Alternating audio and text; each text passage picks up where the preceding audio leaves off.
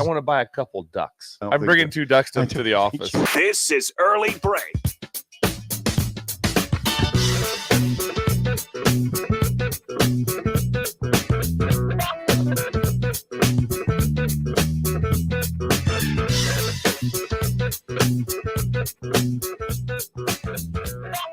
Good morning. Happy Tuesday. Coming at you after an extended weekend. Nick Sainert filling in one final time for Jake Sorensen. Steve Sipple alongside Bill Bush out today. Good morning, Sipple. Good morning. How are you? I'm doing well. Isn't it odd? Does it feel? I don't know. I don't know about you guys. And Ben is here, by the way. Ben is here as well. Our producer. Good morning, Ben. I wonder if people out there in the world that we're talking to, I wonder if they feel.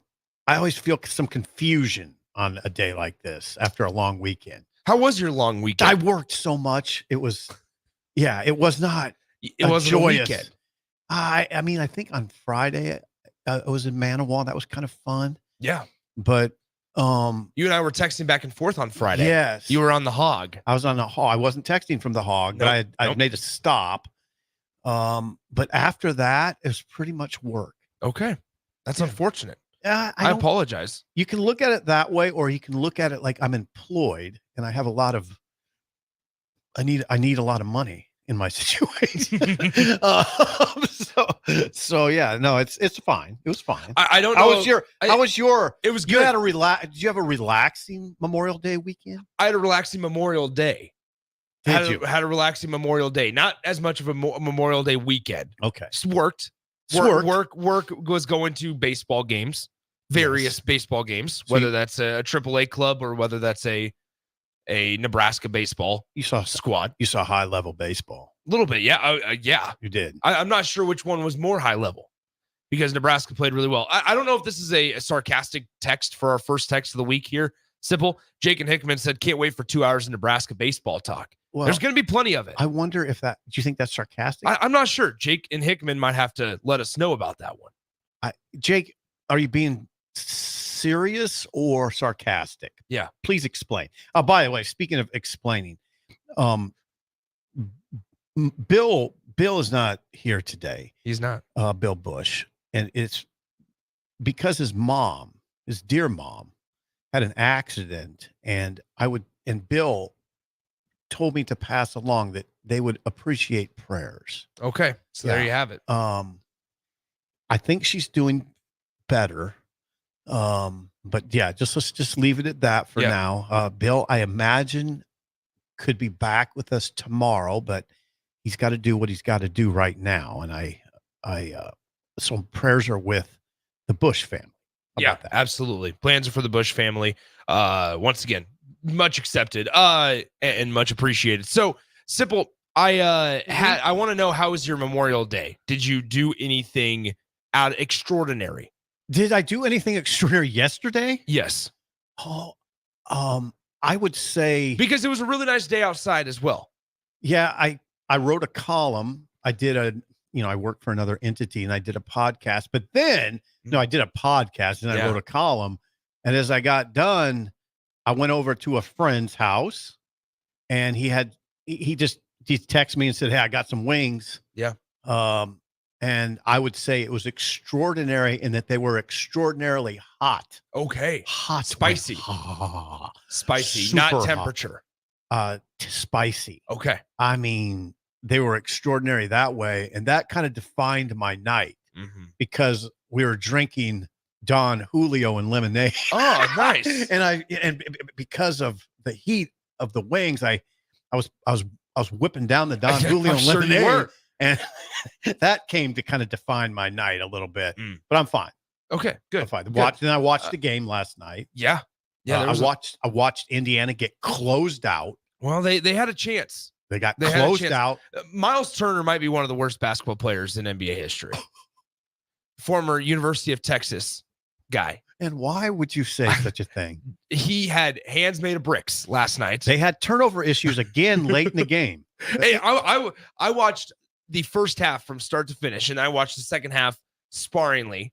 Sparingly. Let's go with sparingly. Sparingly, same thing. Everybody knew what I meant. But here's the deal is Miles Turner struggled from the get-go. Yeah. And he's had a horrible series. Yeah.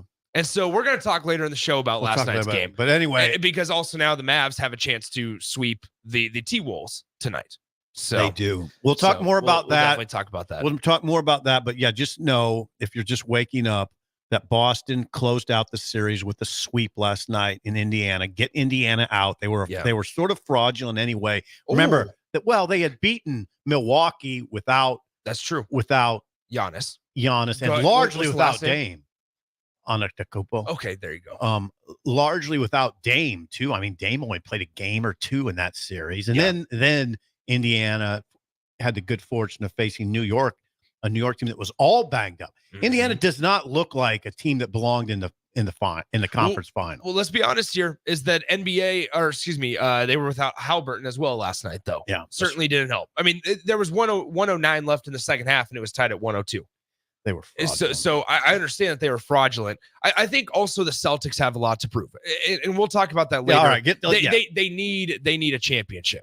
The Celtics need a championship, and I want to get Sip's thoughts on that later. As always, you can text into the show, call into the show, 402-464-5685 on the Honda of Lincoln hotline and the Starter Heyman text line. And then also on our Starter Heyman Jewelers live video stream, Facebook, YouTube, Twitter, and Allo Channel 961, all places for you guys to get in touch. Is there anything else by way of idle chit chat? So I was mad at myself. Something happened to me this weekend, and I can't remember what it was, but I remember making a mental note. Okay, I need to ask Sip his thoughts on this Monday. Okay, completely escaped my mind. Mental notes. I have no idea where it went, what it was. I was trying on the drive into work this morning, trying to think. All right, what's going on? Like, what did I need to talk to you about? Because there was something specific.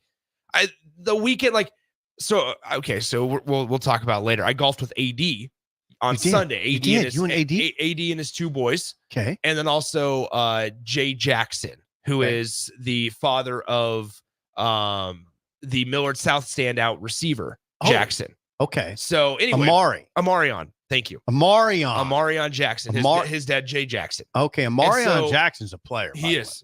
And so heard about his camp schedule, which I'll tell you a little bit about later. But nonetheless, I chipped in from 45 yards out, which is pretty cool. But that wasn't what I wanted to talk about. So I don't remember mental notes. What was on the top of my mind? Mental notes. It's a tricky subject with me because I was told over the years, if you think of something, write it down. But okay, this is sort of interesting. I stopped doing it because the world moves so fast, and I found myself missing a lot because I was writing everything down. Yeah. Well, it doesn't take very long to write stuff down, so I don't know how much you could really miss. It can. Now you have the Notes app in your phone. Yeah. You're pretty good with technology. Yeah, I do. I use the Notes. That's one thing we could talk about. Oh, this isn't it though. This is not it. But I got rattled on Twitter yesterday. I don't know if there's any breakers out there. What happened? Sip. So Nebraska baseball. This will actually work hand in hand with what we're going to talk about. All right. By the way, Newton's Lawn Care, proud sponsor of Idle Chit Chat on the daily. So make sure you, by the way, can get 50% off your first fertilizer application this spring. That's by calling Newton's Lawn Care. Call or text Andrew at 402-440-6297. If you don't want to call, if you're scared to talk to strangers, you can text him. So you're good to go. Here's the deal. So last time that Nebraska played Oklahoma State in baseball was in 2019. 2019. It would have been the regional of 2019. It was at Bricktown. It was at Bricktown because there was stuff going on at O'Brate Stadium where the Cowboys play baseball in Stillwater.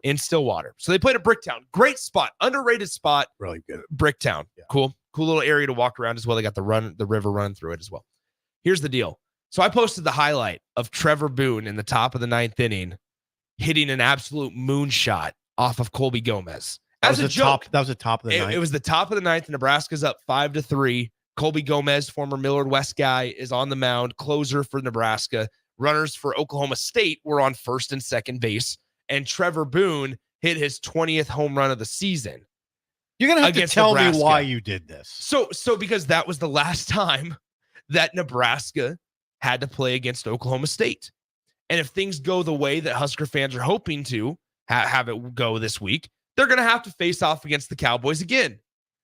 Oklahoma State that year was the 9 seed in the country, the 9th best team in the country. Trevor Boone hits a moonshot, ends up going through where it says Chickasaw Ballpark. It goes through the H of Chickasaw. Okay. And people took it way too I'm seriously. waiting for the explanation of why you decided to put because that people out. forget that the baseball highlights of the past, there's been just as much heartbreak. That is one of the I have to look to see how you explained it. So all I said was Happy Monday. So you have a sick sense of humor. so here's the thing, is people took it way too seriously. Yeah, they did. I got called names. Yes. This dude Called you said the F-bomb multiple times. They called me a wild animal. a wild animal, Well, the actual name. a farm animal. They said that I had a high voice, which I do not think I have a high voice. You do not have a high voice. I'm not siding with any of those people that are taking personal shots at you, but I am mildly intrigued as to why you would decide to post that of all things. Well, Nebraska made the Stillwater Regional. I just get like it. they I did get in that 2019. part. There's a connection here. Yeah. There's a connection, and people forget. It's this revenge opportunity for Nebraska. That was the You last could've year of maybe Darren just- Erstad. Maybe you could have just put revenge opportunity and then Plenty of people commented. Plenty of people commented. If you do want to see the video, Nick_Sanders on Twitter. If you want to see the video, comment your own thoughts. I am surprised by this, frankly. I am. So, nonetheless, Why would you? Trevor That was Boone hit a a horrible memory. shot and then bat flipped all the way to the first base dugout. Horrible memory. And you knew at that moment of that regional, People are still scarred by that. very much so, I found out. They are. Nebraska was essentially just, you could have eliminated Nebraska at that point. How old were you then? 18. Okay, so you remember the scars. I was at this is a weird memory for me. I was at Harlan County Reservoir fishing while this was going on. And I remember sitting in the hotel lobby watching Nebraska versus Oklahoma State playing cards. We were playing 10-point pitch. And I turned around just in time to see Trevor Boone hit what felt like a 1,000-foot home run. Yeah. And he absolutely chucked his bat to the first base dugout. And yesterday you felt a need to relive this on social media. So for some odd reason, I would say the lack of compassion for your Husker brethren is sort of striking to me.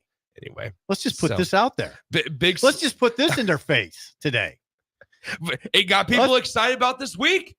Opportunity for revenge. That's how people are viewing What this happens week. this week? This Nick? week, Nebraska baseball. If you did not, we're going to talk about the regional plenty. We're going to preview it later up in the show, but we need to revisit this last week, and to do so, there's only one way that we can do it. Nebraska, how about that? The first team since 1995, an Ohio State squad in 1995 to come back and win a championship after losing their first game. By the way, it wasn't that incredible of a feat or accomplishment back in 95. And I say that because there was only 4 teams in that conference tournament. Here's how Nebraska sounded on Sunday. The crowd crescendos. Hitting the gap. Left center field. Kelly cannot get there. Brumbaugh to the plate with the go-ahead run. Gabe Swanson puts the Cornhuskers on top. And here's Bryce Molinaro, who serves it to left. Swanson is there. The magical ride through the elimination bracket complete. Nebraska, the Big Ten tournament champion for the first time ever. So once again, shout out to Connor Onion of the Big Ten Network on the call there. Onion. Connor and I were texting back and forth on Sunday night. Dropping names.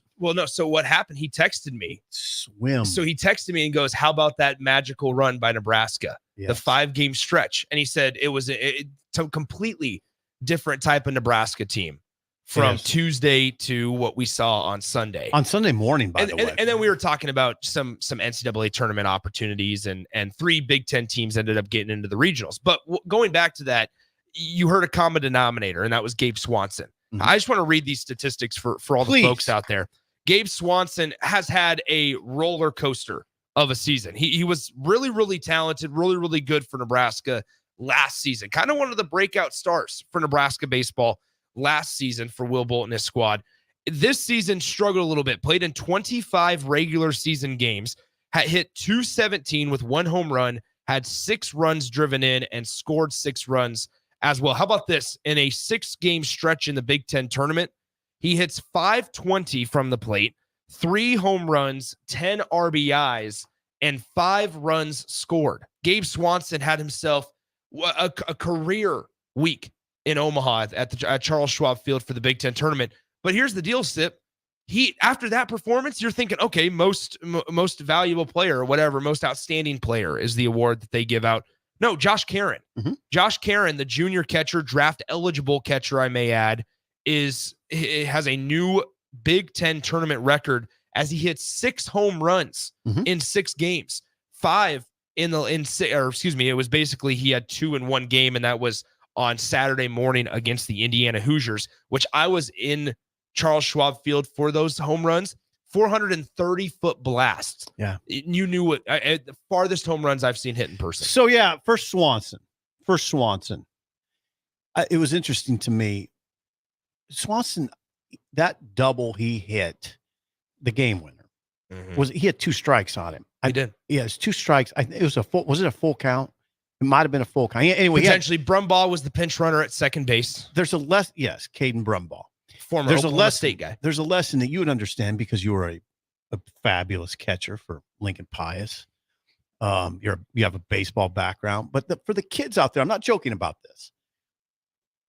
In that situation, and Gabe Swanson said this, he's just trying to put the ball in play. Yeah. But even when you're sometimes when you're just trying to put the ball in play, I think you're more cognizant of taking a good swing. You just put a nice solid swing on it. Yeah. Double to the wall. Sometimes it's just that. Just take a nice solid cut and look what happened. That was what was so impressive about Gabe Swanson this week. Yeah, sure, right? He's just trying to make contact. The 520, 3 home runs, 10 RBI, and 5 runs across the plate.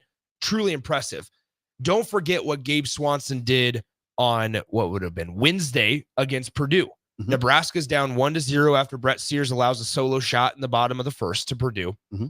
Gabe Swanson in the top of the second to get a 4-run inning started.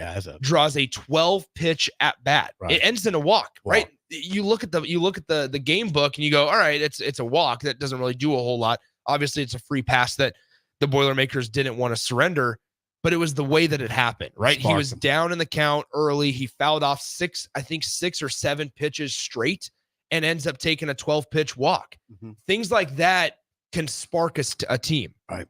And Gabe Swanson did a really good job all week of discipline at bats. And that's such a big part because Nebraska's a team that strikes out a lot. They don't stick within the strike zone at times. That's been one of the bugaboos of them for the last couple of seasons is they swing at a lot of pitches outside of the zone. And so it's a refreshing sight. And the entire lineup, 1 through 9, especially late in this week, did it. The discipline at bats, the ability to watch pitches that are slightly out of the zone was the difference in a lot of these games. A difference between having just a 1-run inning or getting a couple extra runs of insurance. Just being able to be in it, Nebraska did a really good job. And it all starts, Sipple, with on the bump, on the mound. Because Nebraska got gutsy performances from Drew Christo, Jalen Worthley, Will Walsh, once again, even Brockett on Sunday. Yeah, Brockett was nails on Sunday. Those 8 full innings. Think about those names. Those are midweek guys that have been labeled as inconsistent because unfortunately they have been. But when it mattered most, they had guys step up. Well, Brockett was fabulous on Sunday. Fabulous.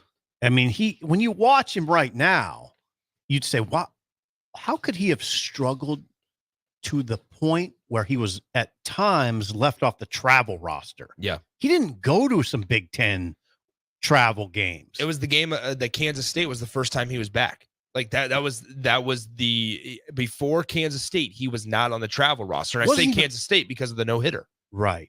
he threw a 9-inning no-hitter. Nebraska's first no-hitter that went 9 innings in 70 years. Mm-hmm. He looked like that guy on Sunday. Yeah. I mean, he was dealing. Well, because think about how Penn State scored their run. And like that was baseball. Like that might have been boring baseball for a lot of people, but that's the type of game that I eat up. And I'll be honest, low scoring, every single thing, every pitch matters. Was so magnified. It was on Sunday, and you could feel it. You could feel it through the TV. You could feel it if you were there. It was magnified, and dude showed up. Not only Brockett, but once again, Josh Karen. Right? Even Josh Karen, not trying to do too much. I say that now because, like, obviously he hits the home run, but he doesn't try to pull that ball, the fastball in the outer half. Doesn't try to pull it. Gets his arms extended, goes that way. And it's great that it's a home run, but he also did it in what's regarded as a very pitcher-friendly ballpark. And he hit 2 430-plus shots and then also just looked basically unstoppable. Whether it was against the team's ace or against a bullpen. Yeah, that one went 403, and he did go with, there's a 92-mile-an-hour fastball on the outer edge, as you said, but it was Linsman still pitching, and it was needed. And that's what happens often, right? And especially in a game like that your star players have to come through. Well, he came through. You also need some guys that you're not expecting, right? Yeah. Like a Brockett. Yeah. That like you need performances like that. Not that Nebraska specifically needed because of performances from Will Walsh and Drew Christo earlier in the day, or earlier in the week, I should say. You didn't need Brockett to go 9 or 8. You didn't need it. Boy, it helped. It certainly helped, but because of other guys stepping up and passing the torch to say Drew Christo goes 5 or 6 strong innings. I can't remember. I believe 5. And then you had Kyle Perry come in, slam the door. You had Will Walsh go 9 innings the day before. That allowed your bullpen, despite playing 5 games in a row, that allowed your bullpen to kind of get its feet back underneath them into a good spot going into Championship Sunday. This is where you tip your cap to Rob Childress, because Nebraska has the Big Ten's best pitching staff by ERA and also by fewest walks per game. This is what I have really emphasized. Nebraska allows only 2.91 walks per game, or going into the tournament. That's what it was. 2.91 walks per game. You know what? You know how important that is. You play baseball. I was on a pedestal screaming it from the top of my lungs. Free passes last week. I mean, if there's one thing I hated when I don't want to talk about when I was a player, I just hate about baseball. If there's a pitcher issuing walks, it takes all the steam out of the game. Think about it when you were a player. What happened when your guy couldn't find his zone? It took all the steam out of the infielders. It took everything. It takes the steam out of the crowd. And I've talked about this extensively, so I'll keep it short. The evolution of the game. It's the evolution, right? Let's say on Wednesday against Purdue was a perfect example. And Brett Sears, despite not having his best stuff that day, was still productive enough. And what I mean by that is, in that first inning, he gives up a solo shot. You can live with the solo home run. What game was this again? Purdue on Wednesday. On Wednesday, okay. You can live with the solo home run. Okay. It's if you walk 2 guys before that becomes a 3-run home run. Yeah. That's the evolution of baseball that matters so much. And that's why on Sunday, you could feel the magnitude of every single pitch, whether Penn State was throwing it or Nebraska was throwing it, because you knew that runs were at a premium, because both sides, and I got to give Penn State a lot of credit. Both sides were playing exceptional fundamental baseball. They were doing all the little things really well, because think about how Penn State got their run. A Nebraska error on a botched pickoff attempt to second base. That's how Nebraska. Was that the first inning? That was the first inning. Yeah. That's how Nebraska allowed the 1 run. Right. And so once again, like, that's the perfect example of, until Josh Karen and until Gabe Swanson come through again on Sunday, that was going to be the difference. That was going to be why you lost the Big Ten championship, is because, as Will Bolt put it on Sunday, you couldn't play catch. Well, they did on that particular play. The rest of the game, they played sterling defense. Nebraska and Penn State did too. Yeah. Brockett said, "Look, I mean, God bless pitchers when they do this, and Braga did it. He said, look, I just had to throw strikes and let the defense do its thing. Mm-hmm. And now he did more than that. He was excellent. But his defense was excellent. Other than that play, those teams both played excellent defense. And Penn State, I think, had one error. Second baseman had an error. He Yeah. fielded the ball and didn't get it to his throwing hand cleanly. But once again, Lensman, who by the way was the brother of former Nebraska closer Chad Lensman, yes, he ended up working around it. And like that's what you do is Travis you have guys, Lensman, you have guys and just dudes step up and say, let me pick you up. Let me pick me up. That's what Nebraska had, and they got that out of Josh Caron and Gabe Swanson. I was critical of Nebraska baseball last Wednesday. Ooh. I was after a 15-2 loss. I was critical because I felt like Nebraska might not have put their best foot forward on Tuesday as a 2 seed, right? Because we knew how important it was to get that first win. Yeah. And ultimately, when it was all said and done, Nebraska, it doesn't matter, right? Nebraska ends up making the incredible run through the elimination bracket. They beat the Indiana Hoosiers, who's an NCAA tournament team twice in the same day. And they end up winning the Big Ten title, right? So it's all null and void at that point. I don't regret anything I said, though. That's like what I'm trying to get at. What'd you say? I just mentioned that there were changes to the lineup, right? And I'm not saying Gabe Swanson. I thought that there were other changes in the lineup. You question the pitching decision. That were questionable. I still think, like, once again, Brett Sears came back on Sunday. I still felt a little surprised by the pitching decision. None of that changes. That I think it can be true in that it's okay to be critical while still being respectful. Oh, yeah. And then also on Sunday, talk about, you know what? Nebraska was a completely different team Wednesday through Sunday, and they flipped a switch on Tuesday night in that hotel room or in the hotel lobby in the team meeting on Wednesday morning. They flipped a switch because they were a different team on Wednesday, Thursday, Friday, and Saturday, as well as Sunday, than they were on a day where they got bludgeoned 15-2. Completely different team. The team that played Wednesday through Sunday is a team that can make some noise in the regional. The team that played on Tuesday, with the approaches, the mentality, the way they came to the ballpark with not much energy, not being able to throw strikes on the mound consistently, that's a team that can go 0-2 this weekend.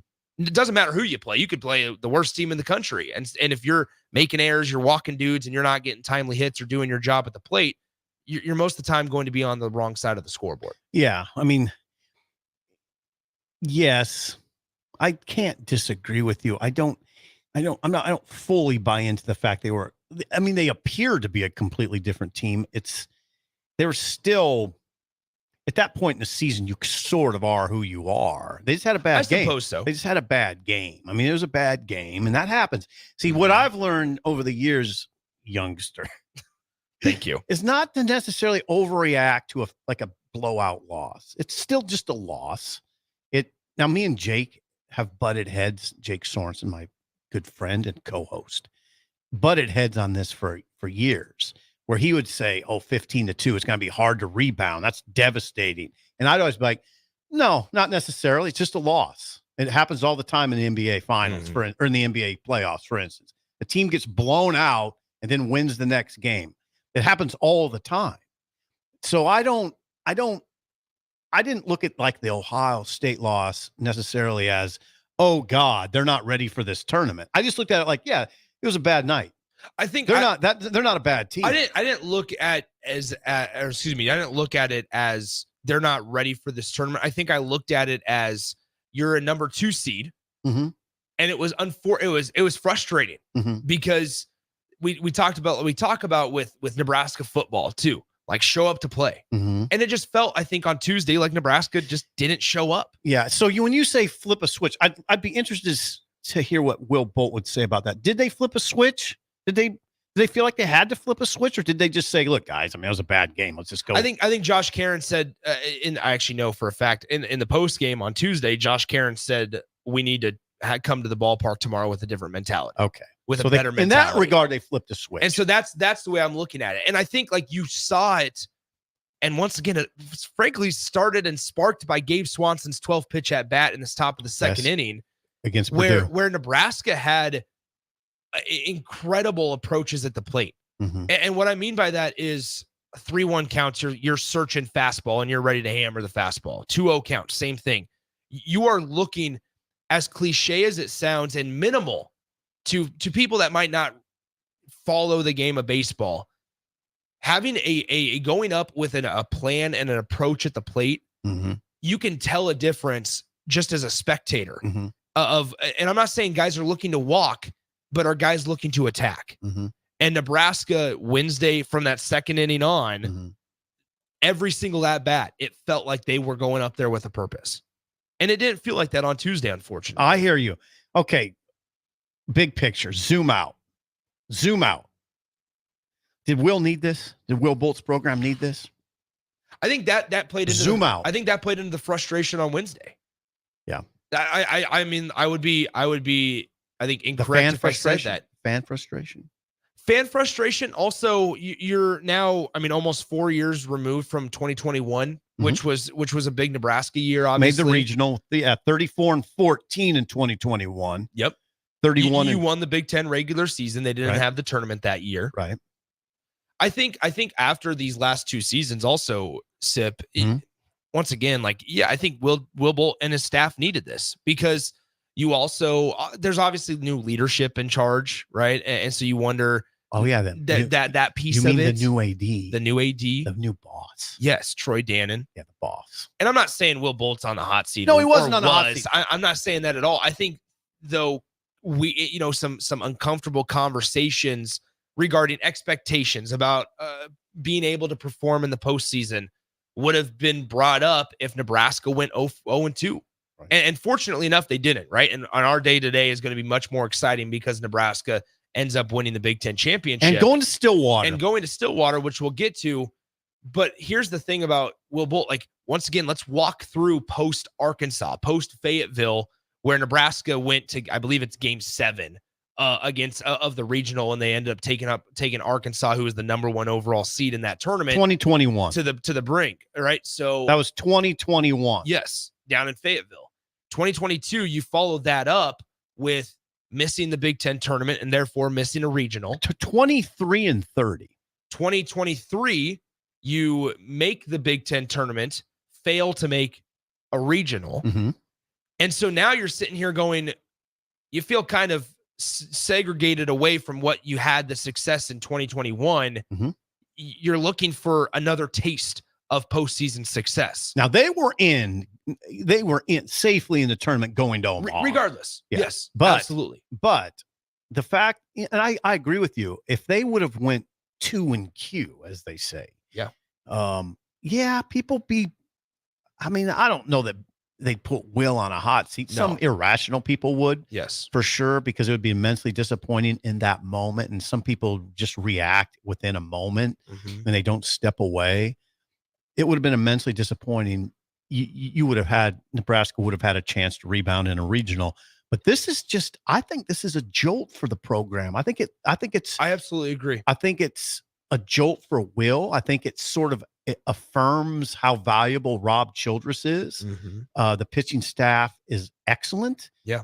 And now it had some meltdowns in the bullpen, obviously, this year, but generally speaking, now this is a good staff with the best ERA in the Big Ten. Again, we covered that. We covered the fact they don't walk anybody.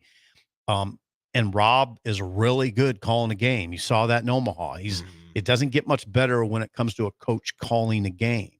So I'd say Nebraska, and I tell you what, and I said this on the Husker Online podcast, I didn't watch a ton of Nebraska baseball this spring, which people really jumped on me for, like, well, what do you do then? Well, it's a lot of football. But I like the team I saw this week. I like them. Yeah, I mean, they're not great, but it's a pretty salty team. Let's be honest, it's a Will Bolt team. Like this is once again what we saw from Wednesday through Sunday, and I keep why you say it's a Will Bolt team? Is it feels like a 2021 team, and it's a couple dudes that are truly elite, and Josh Caron, right, and then Brett Sears on the mound. Okay, but then also it's just guys doing their job, Mm-hmm. That's what it is. You think back to that 2021 team, it was very experienced, right? Mm-hmm. You had a extra year guy in Logan Foster who came from A&M, Joe Acker, who was a senior, Mojo Hagee, senior, Jackson Hallmark was done after that year. Schwellenbach, obviously a second round pick. Schwellenbach was excellent. But what I'm saying here is that Nebraska that year, they didn't, and I need to explain this before people jump on me. They didn't lean on the home run ball. Mm-hmm. This team this team in 2024 has the ability to win games without the home run ball. Because they a lot of steals. They do everything else really well, and they apply the pressure.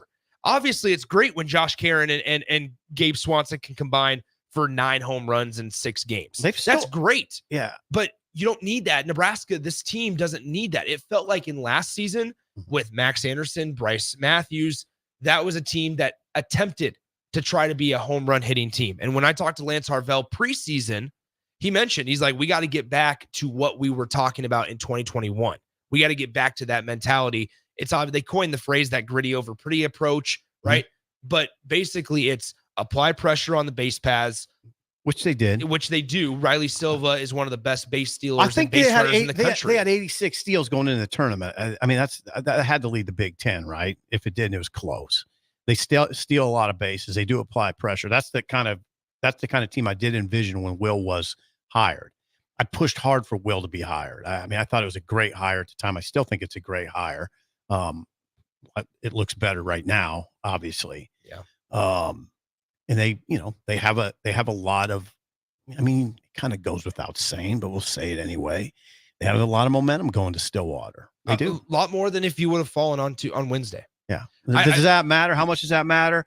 It's debatable, but they have it. Speaking big picture real quick before we get to break. Speaking big picture, Will Bolt always talks outwardly about how to elevate Nebraska, right, when it comes to baseball. And a big part of that, he's come out and said it. They need to host a regional. They need to win a regional. That's why I think when you looked at Nebraska, there was frustration on Wednesday. Mm-hmm.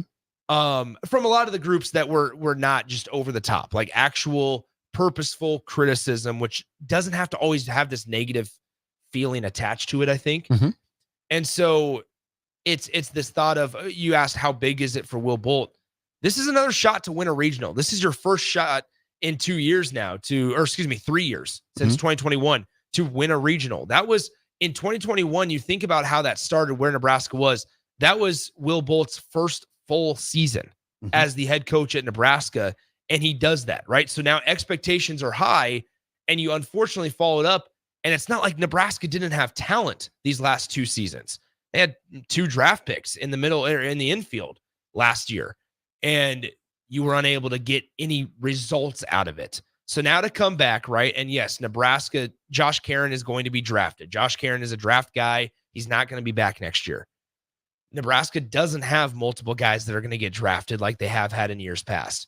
But yet here they are finding more success. That's the Will Bolt identity that Nebraska needs if they want to continue being the team in the Big Ten Conference, especially now that Eric Bakich a couple of years ago left Michigan for Clemson. Michigan's taken a step back. You have a couple of legendary coaches in John Anderson at Minnesota retiring. Nebraska has this chance as you move into the new era of the Big Ten to fully get a grip on being one of the staple teams of success. This is how you do it. Winning the Big Ten tournament in whatever fashion, but then also not going 0-2 in the regional. Making a claim and staking your claim that says we are supposed to be here, whether we're playing Florida, Oklahoma State, or Niagara, we're ready for the task. Well, Nebraska has, I mean, just on the surface, you look at Nebraska and say, hey, they have Sears as the ace. They have, I mean, almost another ace in McConaughey. Yeah. You start right there. You have, when you have 2 pitchers, starting pitchers of that quality, that makes you pretty dangerous just with that. You feel good about your chances on Friday and Saturday. Yeah. You feel really good about your chances. By the way, Austin Orman and myself will be down in Stillwater this week. So Wait a Ticket second. will have a presence down there. Wait a second. Stay tuned. We're How do you do this? We're gonna have conversations with a couple sports bars down there, see if we can get some broadcasts going live from down in Stillwater. So be on the lookout for that. You as and well. Austin are heading down there. We are leaving Thursday. You guys both know baseball at a high level. I know that. 'Cause I listened to your high school broadcast. Heading to Stillwater. Now, Nebraska plays at 2 p.m. I'm winging this, so help me. I think 2 p.m. on Friday is what we're talking about. 2 p.m. on Friday. 2 p.m. on Friday. 2 p.m. on Friday. Nebraska faces off against FLA. Yes, Florida. Yeah, the Florida. FLA. And Jack Caglianone, which Yes. we'll talk more about. Yeah, Jack we'll talk more up. about the matchup. There was a magazine, Lindy's Magazine. What are we going to talk about next? Nebraska football. Let's talk about it. Sip has Lindy's Magazine to his left. We'll talk about it when we come back. It's early break on the ticket. Nick Sainert filling in for Jake Sorensen. Jake will be back tomorrow. Hopefully Bill Bush will be as well. We'll see. But Sipple's here. The staple. Here he is. Look at him. The staple. The staple. Yep. Look at me. How about Don't that? look at me too close. Let's take a break. Lindy's Magazine conversation coming up next. Early break on the ticket.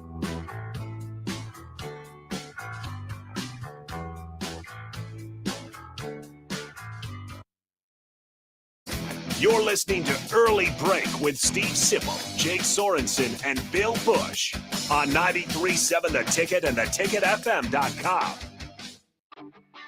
Gaina Trucking is hiring for heavy equipment operators and a heavy equipment mechanic.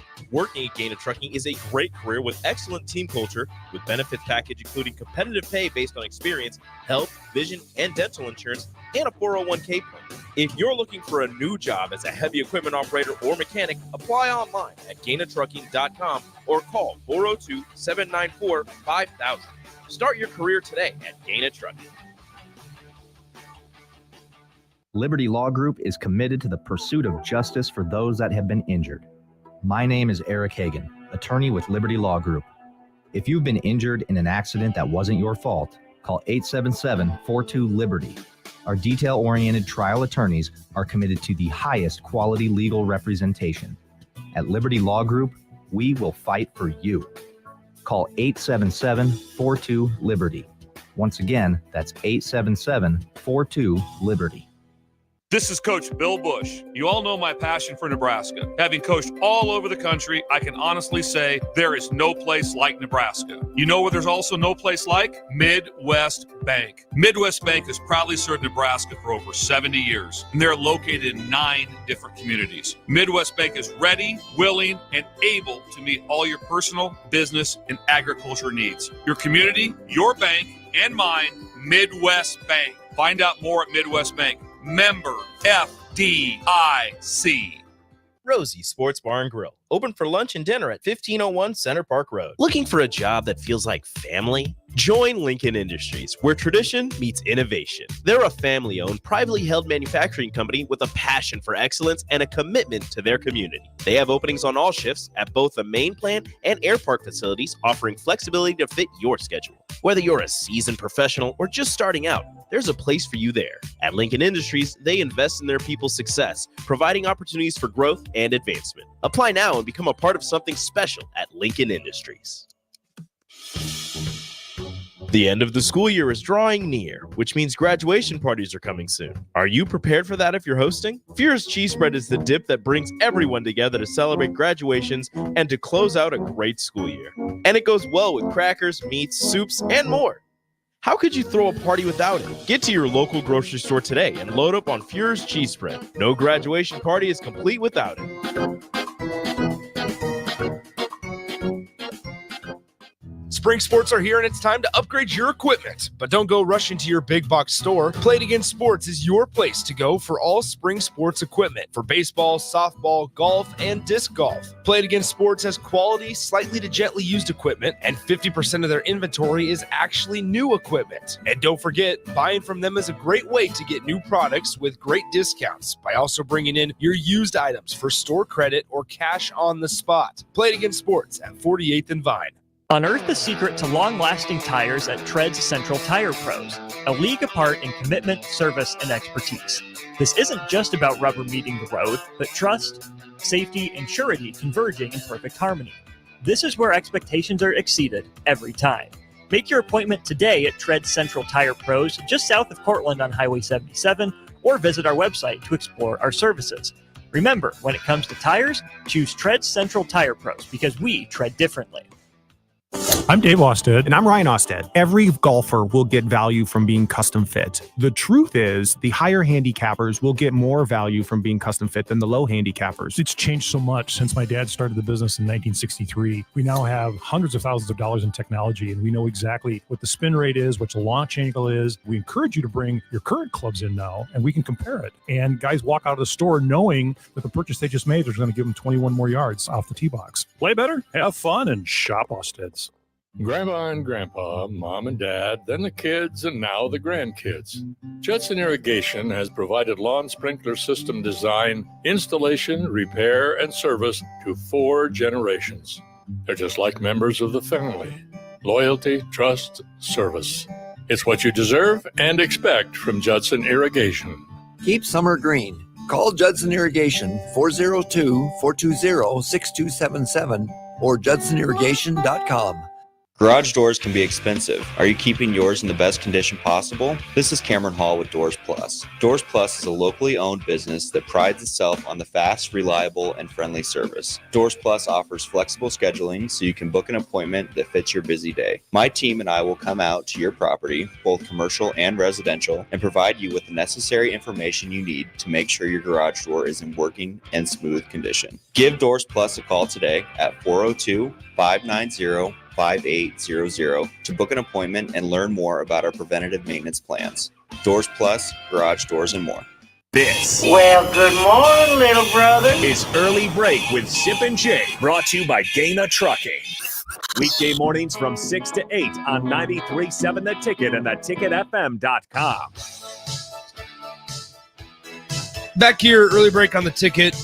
Nick Sainert filling in for Jake. Jake back tomorrow. Steve Sipple alongside. Second segment, as always, sponsored by our friends at Beck's Hybrids, the largest independent family-owned seed company. We'd like to wish farmers a safe and successful planting season. For any in-season seed needs, find your nearest Beck's Hybrids seed representative at beckshybrids.com. All right, Sipple.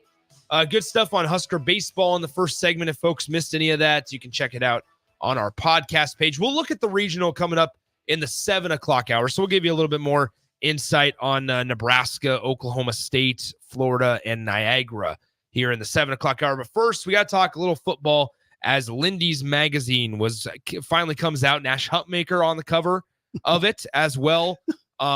Big Zero on the cover there. Sipple, I know you got a couple of thoughts there from Lindy's. What did you kind of gather from skimming it over? Why'd you say finally comes out? It's pretty early. It comes out. Here we go. The magazines, I guess, typically hit the newsstand, these college football magazines, around this time, Memorial Day. And if you go to Barnes & Noble, Nick, you can get Lindy's. Lindy's is the only one out. Okay. I kind of think, I was kind of hoping Athlon might be out too. Let me see if I got that. Oh, wow. You got the receipt. Hey, let me see how much this Probably is. $21. No. 17. No. $12.86. Wow. A little cheaper than Athlon's. $12.86. I think I paid $18 for Athlon's last year. Okay. You can go to Barnes & Noble or wherever. I don't know where they have these things. Free shout out, Sip. Barnes & Noble. Free shout out. They had plenty of them if you want to go get one. Plenty. Yeah. The one there's electronic versions now. There's it's 50th and O. Oh yeah. The Barnes & Noble one. By the Hy-Vee. Yeah. Yeah. So this is, the highlights. Nebraska picked 8th. It's very interesting when it's sort of startling when you first, what you typically would do is this race to the Big Ten, right? And see where Nebraska's picked. And you notice right away, wow, no divisions. It's sort of like, wow, it's just 18 teams and Nebraska's 8th. Ohio State 1, Oregon 2, expected, right? Michigan 3. I guess that's sort of expected, although I would put them behind Penn State, which it was Penn State's 4. USC is 5. Seems high. Very. USC 5. Ushering in a new quarterback. Yeah. A couple new coaches as well. Trying to play some kind of defense. Yeah. Something that resembles defense. 6 Iowa, 7 Wisconsin, 8 Nebraska. I don't need to go through them all, except I'm going to say this: 9 Washington. 6, 7, and 8 surprised me. Why is that? That it's in that order. What do you think? I'm low on Wisconsin. Okay. I'm low on Wisconsin. I'm curious to see the type of running game that Wisconsin has this year. Doesn't have Braylon Allen anymore. They're ushering in a different quarterback. Tanner Mordecai's not their guy anymore. They did get Tyler Van Dyke, I believe. Is that correct? Yeah, he's their quarterback. So Tyler Van Dyke, but once again, from Miami, the career that Tyler Van Dyke has had hasn't been nearly what was, I think, expected of him. Throws some picks. Yeah, throws plenty of picks, right? Also, I'm not sure how bought in I am into Luke Fickell. Luke Fickell at the Power 5 level. That's I'm not bought in yet. 7 and 6. Maybe that's my fault. Iowa, I still don't think they have a very good quarterback. Okay. We'll go back to let's stick on Iowa for a second. Yeah. Or why? Let's put it this way: why you would put Iowa ahead of Nebraska is pretty simple to me, and this we can address Lindy's all Big Ten teams. Iowa.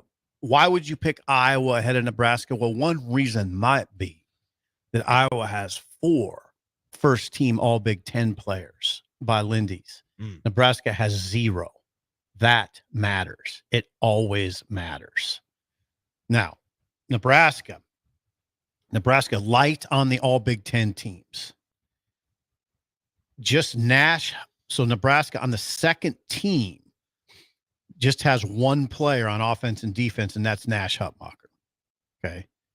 On the third team, Nebraska has Bryce Benhart and Ty Robinson.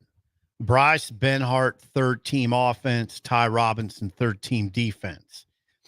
Nash Hutmacher, second team defense, and that's it. Doesn't it feel like one of those interior defense guys could creep up to that first team? No, it doesn't, because they don't have the numbers. They don't have the numbers. They just flat don't. Yeah. And this is the Big Ten. It's hard. It's going to be really difficult in an 18 team league to crack the first team. If you're a first team All Big Ten player in the Big Ten now, you're really knocking on the door of All-American. You're knocking on the door of first team All-American. If you're a first team All Big Ten player now, and Nebraska they don't have a player that you would look at it and say that's an All-American. Yeah, not right now. And now somebody can elevate, like maybe Ty Robinson can elevate, maybe Nash can elevate and have a big year statistically, make a lot of wow plays. But you haven't seen that necessarily. Yeah, Nebraska, interesting spot. Dylan Raiola gets tabbed as the newcomer of the year. Did I read that correctly? You did. So most valuable player picked by Lindy's for the league is Dylan Gabriel. Highly paid Oregon quarterback. Highly paid. Highly successful, too. Had a really nice career. Pretty good passer. Yeah. It fits that offense well, by the way. I'm fascinated to see. This will be a conversation later in the summer. The quarterbacks in the Big Ten Conference took a significant jump up, not only through the transfer portal, but are you talking about Will Howard? Think about the quarterbacks that were in the conference last season. The best one potentially was Talia, outside of JJ McCarthy. Think about you don't forget about McCarthy, right? It's a first round pick. But that's what I'm saying. Talia was really, really good as a college quarterback, and it was not a quarterback strong league. JJ McCarthy was really, really good. I think there were doubts, though, at that time about how much of a true quarterback can he be with guys like Blake Corum and Donovan Edwards in the backfield. Yeah. And then also you had Kyle McCord that had a frustrating season at Ohio State at times. Was Talia the second best quarterback in the league? He didn't get drafted. You might be right. You might be right. But think about the quarterbacks. I'm not saying in last year's league. It was Brendan Sullivan. It was outside of those three. It's not like Drew Aller had an extraordinary sophomore jump. No, he didn't. The quarterbacks last year for a power conference league were not anything to write home about. Now this year, obviously with 18 teams, you're going to and 4 more teams joining the conference, you're going to get a boost up just naturally. But now I look at it. Obviously, a 5-star in Dylan Raiola to start it off, right? Mhm. As kind of a notable name. But now you're adding Dylan Gabriel. You're adding Will Howard. Will Howard from Kansas State. You're adding guys from UCLA and USC. And obviously, Dante Moore is waiting in the wings at Oregon. Mhm. So, like, you have much more notable names at quarterback this year than you have the last couple of seasons. Okay. That's my point. That's a good point. And then Lindy's offensive player of the year, Quinshawn Judkins. Ole Miss transfer. Yep, to Ohio State. Defensive player of the year, Will Johnson, the cornerback at Michigan. And as you mentioned, the newcomer of the year, Dylan Raiola is the pick. There it is. A little brief introduction to everybody's favorite magazine. Well, I'll tell you this. Quick plug for Tom Dienhart. Tom Dienhart, who's I'm going to say has been a sports writer for 30 plus years. I've known him for 30 plus years. Is it just dropping names? Tom Dienhart does the Big Ten, and he does a fabulous job. I get Lindy's because Tom does the Big Ten, and you can count on the information being accurate. Hello. So it had a little bit of controversy on Friday's Song of the Day. We'll see if today's Song of the Day. We did have some controversy. Inappropriate jokes were made via the text line. Even on the line. Had to make some executive decisions. No hard feelings. Just make some executive decisions. So here we are. Once again, Song of the Day, sponsored by Starter Heyman, comes up next. You're listening to Early Break with Steve Sipple, Jake Sorensen, and Bill Bush on 93.7 The Ticket and theticketfm.com. If you're in Seward or Milford, listen up. Select Plumbing is now servicing your area with no trip charges from Lincoln. Select Plumbing works on a variety of issues for your home and business, including general plumbing, water heaters, faucet and fixture repair, underground sewer and water repairs, backflow testing, and more. Keep your property free from leaks and other issues. Call today for a free estimate, 402-560-6197. It's not just Lincoln, Waverly, and the surrounding area anymore. It's also Seward and Milford with no trip charges. Contact Select Plumbing to inquire at 402-560-6197. Nebco is hiring CDL drivers for ready-mixed concrete, Husker Concrete, and Beatrice Concrete. Nebco offers great pay, medical and retirement benefits, paid time off, and they pay for CDL training. Apply today and start your new career with a $2,500 hiring bonus. From Nebco's beginning in 1908, it's the employees that have formed the company's solid foundation. Start your career today. Visit nebcoinc.com. That's NEBCOINC.com. Unearth the secret to long-lasting tires at Tread's Central Tire Pros, a league apart in commitment, service, and expertise. This isn't just about rubber meeting the road, but trust, safety, and surety converging in perfect harmony. This is where expectations are exceeded every time. Make your appointment today at Tread's Central Tire Pros, just south of Cortland on Highway 77, or visit our website to explore our services. Remember, when it comes to tires, choose Tread's Central Tire Pros because we tread differently. Hey there, Nebraska Lottery fans. It's me, Vanna White. I'm so excited to tell you about the new Wheel of Fortune scratch-off game from the Nebraska Lottery. You could win up to $50,000 instantly, or enter your non-winning tickets at nelottery.com for a chance to win a VIP trip to Los Angeles and a mega money maker event on the set of Wheel of Fortune. You could spin to win some big money. Wheel of Fortune top prize odds, 1 in 112,000. Hey, baseball fans, join the Blur Tailgate at Hilton Omaha this June for our 12th annual hospitality event during the College Baseball Championship Series. Book an experience for your clients or employees with an inclusive bar, buffet, TVs, music, and tailgate games. Secure your spot today and let Blur Events take care of all the work so you can enjoy the day. Plus, we're just steps away from Charles Schwab Field. Visit blurevents.com to book your group, buy tickets, or learn about sponsorships. That's blurevents.com, your college baseball and football tailgate destination. This is Lincoln's home for sports talk on the FM dial. Also online at theticketfm.com. On the internet. KNTK FM Firth, 93.7 The Ticket.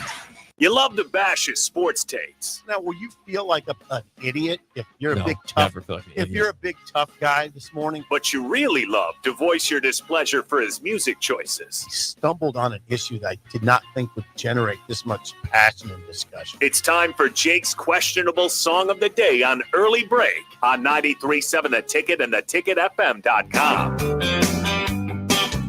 I was driving through Georgia in late July on a day hot enough to make the devil sigh. I saw a homemade sign written in red, Ryan County Watermelon Festival ahead.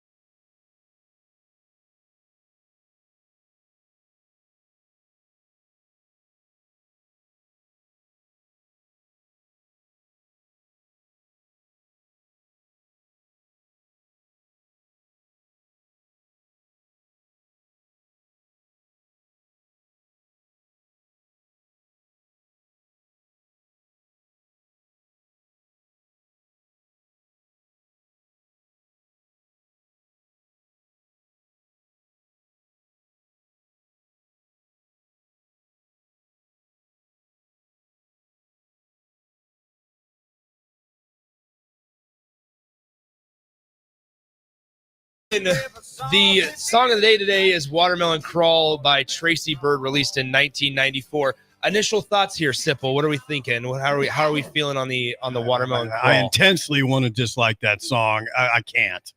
I want to dislike it. It's not my style. Okay. I like it though. Thank you. It's funny. Thank you. There's a good sense. There's some humor involved. The way that this was picked, I was swimming yesterday at a pool, and You are big swim. Not a lake. I was swimming at a pool. You are big swim. And this played over the Bluetooth speaker. It did. It randomly popped up on my playlist. It did. And I thought, tomorrow's the day. Say the name of the artist. Tracy Byrd, 1994. I like it. Watermelon Crawl. I like the song. It's clever. That's Wow. what it is. It's Okay. clever. All right. So what are we feeling? It's clever. It's catchy. It's pleasing to the ear. Thank you. It's a fun party song. Better than Fridays? Yes. Much better than Oh Fridays. my God. Yeah, that was no, you picked I thought it was a sort of a well, it was a Michael Jackson song I never heard before. Now you guys all said well, that's fine. Yeah. That's fine. And I've never heard that song before. Watermelon Crawl? I don't think I've ever heard it. I Wow. think that's the first time I've heard that song. Okay. Clever. Thank you. 7.77975. Okay. Not too bad. I'll certainly take it. How do we feel like Ben falls on this category? I'm going to go somewhere around like 5. I think he's just lukewarm on it. Okay, so we're trying to guess young Ben. Don't flash it yet, Ben. Not yet. Ben. We're trying to guess the producer. Yes. What he gives this. He's from Columbus. He's sub 20 years old, right? He's not 20. He's 20. He's too old. Right on it.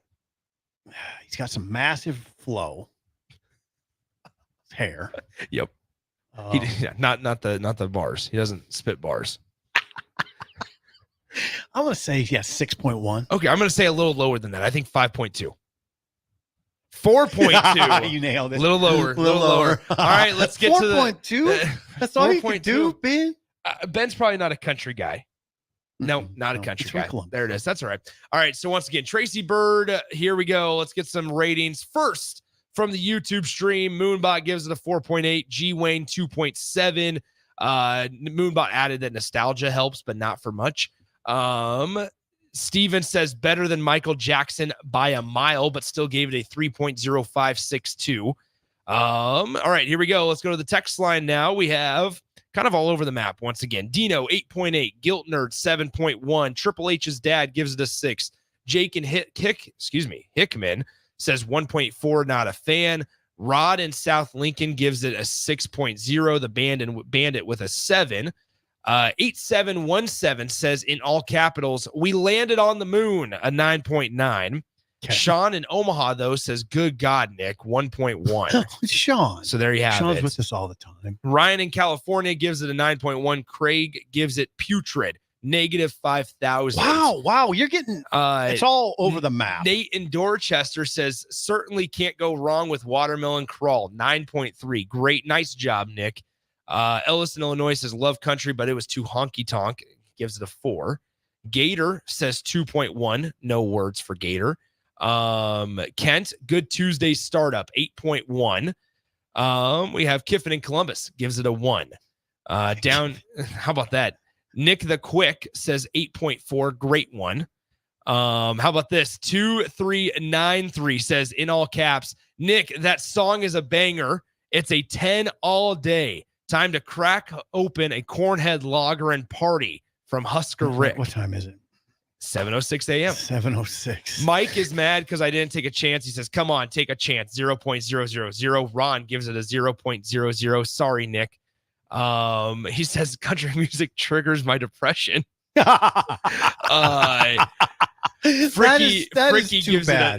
gives it a 0.00 as well. Just go to the radio or wherever. How about that? And do something that doesn't trigger or play something that doesn't trigger your depression. There you go. Country music triggers my depression. All over the map. Jennifer gave it a 5.5. Hubby with a 4.8. Ooh, okay. I will tell you this. That's low for Jennifer and hubby for both of them. I know. They're not country always, people. I never appease those two. We talked about it on Friday. I just can't find the lane, and that's okay. Well, they like Motown. Okay. Keep that in mind. I'd say they're sort of rhythm and bluesy. I think Okay. I think they would be okay with me saying that. They definitely like the Motown sound. They like the 70s. I typically don't like that kind of country. Yeah. If you get out of 70s country, 1970s, I'm sort of out most of the time. Not all the time. Like I'll listen to some Clint Black. Mm-hmm. And Willie went into the 80s with hits. But if you get into the 90s, I'm usually like, oh no. Yeah. But that was it. That was okay. I was sort of interested in that. Gave it a 7.7. Yeah. Okay. Ben gave it a 4.2. Folks were all over the map on this one. They were. Downtown Scott says, I give it a 1. I take back any good things I've ever said about your music picks. Wow. So there you go. But then we added just one text later. Yep.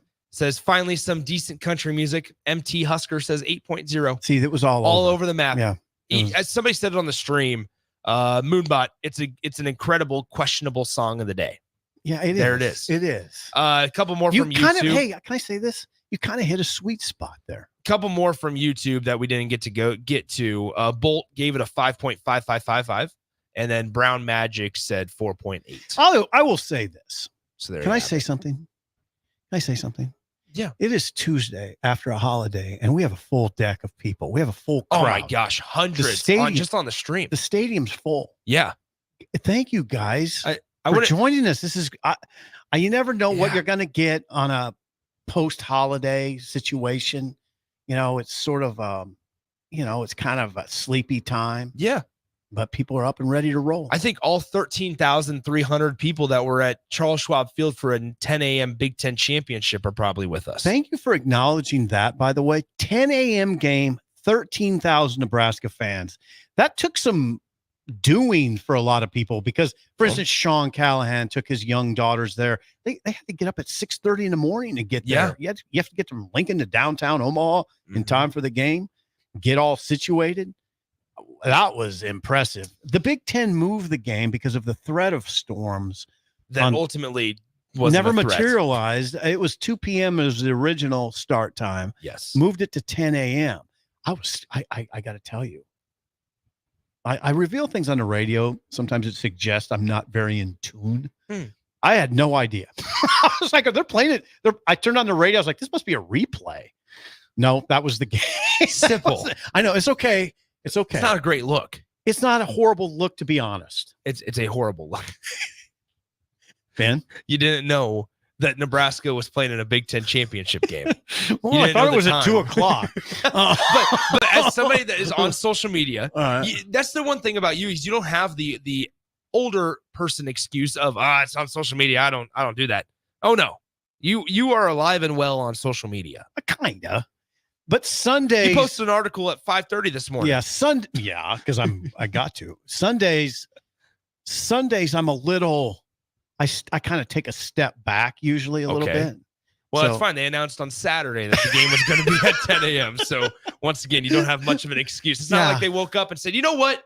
Maybe we should play at 10 a.m. on Sunday. I'm sort of, we got to get ready to go in 2 hours. I've noticed this where I reveal things about me that aren't necessarily a good look, but I think that transparency and honesty trumps the kind of what's a good look, what's a bad look. I don't know. Of course. And at the end of the day, Nick, football is my priority. Always remember that. Okay. I will remember that. Okay. Football, sounds good.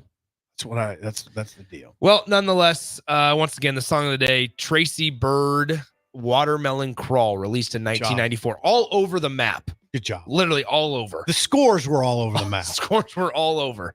Some people hated it. Some people loved it. Ben gave it a 4.2. Ben gave it a 4.2. Sipple gave it a 7.5. No, you higher than that. I was almost a 7.8. Okay. 7.7. Oh, sorry. Yeah. 5.77. Yeah. Okay, there he is. When we come back, what are we talking about next? Let's talk about the regional. We talked about this last week for Nebraska baseball. Now let's talk about what's ahead coming up in Stillwater this week. We do that as we welcome in the 7 o'clock hour. Coming up next, early break on the ticket.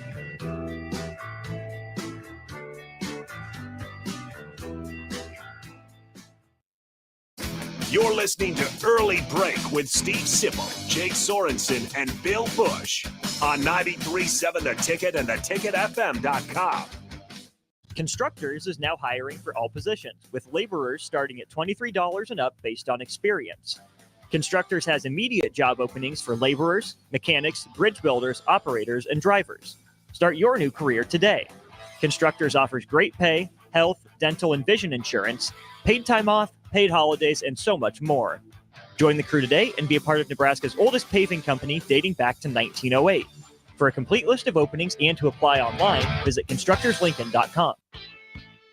If you're looking for a pre-owned tractor to upgrade your operation this year, you'll find a wide selection at your local Landmark Implement. We'll work with you to find the right equipment for your needs at a price that's right for you, all backed by Landmark's extensive parts and service network. During the month of May, get financing as low as 3.9% for up to 72 months on model year 21 through 23 wheeled 8R tractors. Visit landmarkimp.com to see our complete inventory or stop by your local Landmark location and experience the Landmark difference. Perch Merch is your one-stop shop for all your printing and promotional needs in Lincoln, Nebraska. They specialize in screen printing, embroidery, vehicle wraps, window wraps, print collateral, promotional products, and signage. At Perch Merch, they are committed to delivering high-quality products and exceptional customer service. Their experienced team of designers and printing professionals will work with you every step of the way to ensure that your vision is realized. Call for a quote today at 402-217-5212 or go to perch-merch.com. This is Brad with Midwest Bank, proudly serving our Nebraska communities for over 70 years. We're a community bank, making local decisions, supporting local organizations, and helping local businesses and farms succeed. We are dedicated to serving our clients and helping them meet their financial needs with sound, innovative banking solutions. From an array of checking and deposit accounts, cash management services, to small business, real estate, and ag lending. We're here for you. Your community, your bank, Midwest Bank. Find out more at midwestbank.com. Member FDIC. At Fairway Meat Market, your family, and as part of the family, they want to save you money on your meat and groceries. Do you want to try something different on your smoker? Now through June 2nd, enjoy fresh, all-natural pork belly for $2.99 per pound. Great for burn ends or making your own bacon. Also, USDA Choice Pecana for $9.99 per pound. And if you're looking to stretch your pennies, all natural fresh chicken drumsticks for just 88 cents per pound. That's all at Fairway Meat Market in the Rockledge Square Shopping Center, just south of 84th and Van Dorn. Spring in Nebraska brings green grass and warmer weather, but it also brings severe storms which can cause damage to your home. Meadowlark Exterior specializes in hail, storm, and wind damage restoration, as well as roofing, siding, and gutters for commercial or residential buildings. Meadowlark Exteriors focuses on fine craftsmanship and proves that in their attention to detail. They offer free roof inspections and estimates and insurance claim assistance, serving the Lincoln and Omaha surrounding areas. Call today at 402-875-2956 or go to meadowlarkexteriors.com.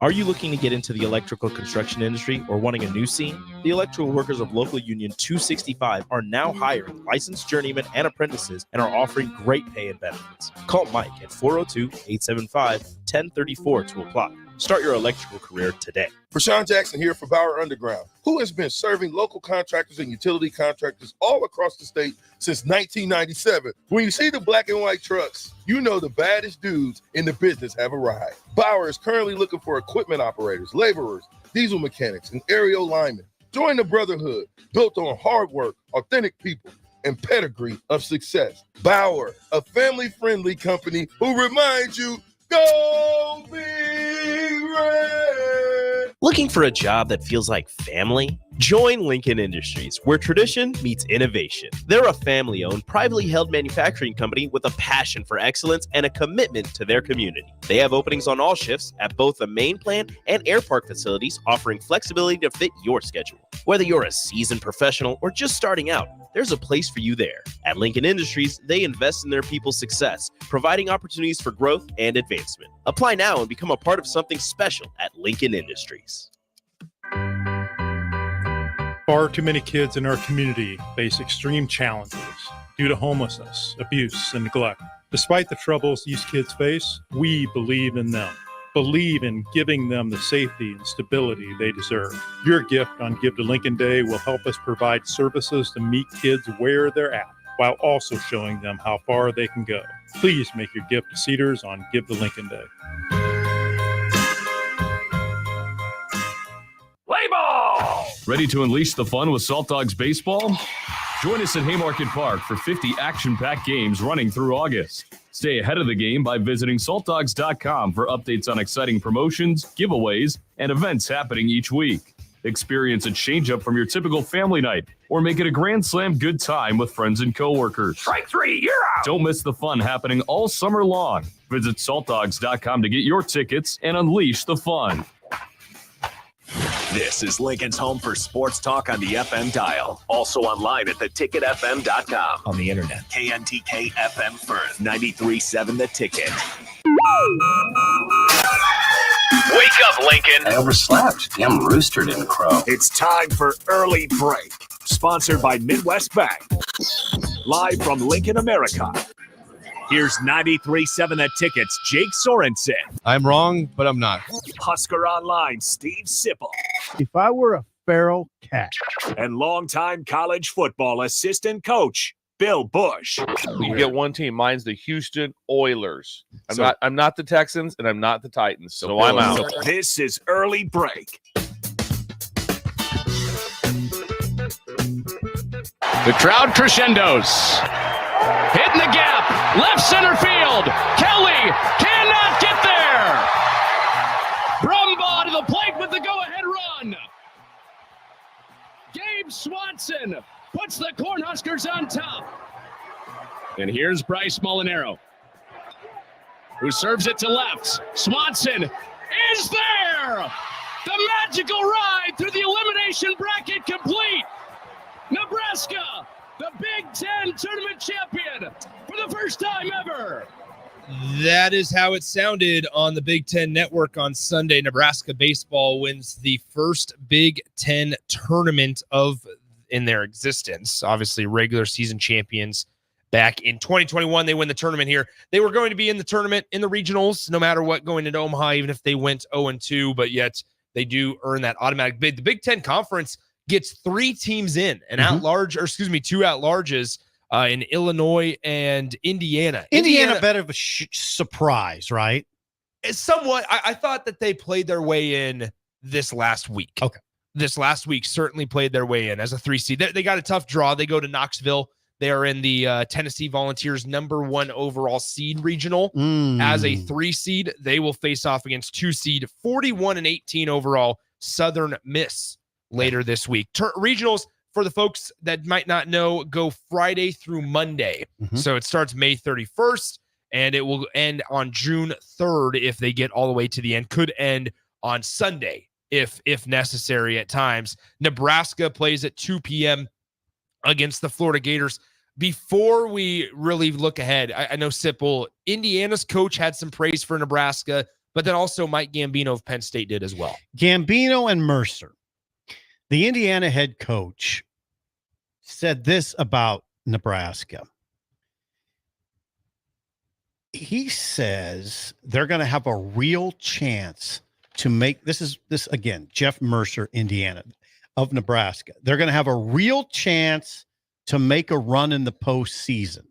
I didn't interpret this as just coach speak either. Here's what he says. He backs it up. They're a super regional team, he said. They've got the pitching. Yes. They play the defense. They hit for enough power. They're going to play enough small ball. They're going to steal some bases. They're going to push, bunt, and drag and do some things. They can go at you different ways and play in a ballpark like Charles Schwab. Yes. I mean, this is what the Ohio State skipper, Bill Mosilio. Is that it? Mosilio? Yes. That's right. Yep. Bill Mosilio is how you say it? Yes. He said, I think Nebraska, Nick, you're headed down there. Listen to this. You in Austin. I think Nebraska is built to play long in a regional, the Ohio State coach said. Some of the other clubs, as much as I think they're really good clubs, the depth is really hard. You've got to really pitch to get into some of those things. As Grant Hansen says, I'm reading right out of Grant Hansen of Husker Online. That's some decent food for thought there.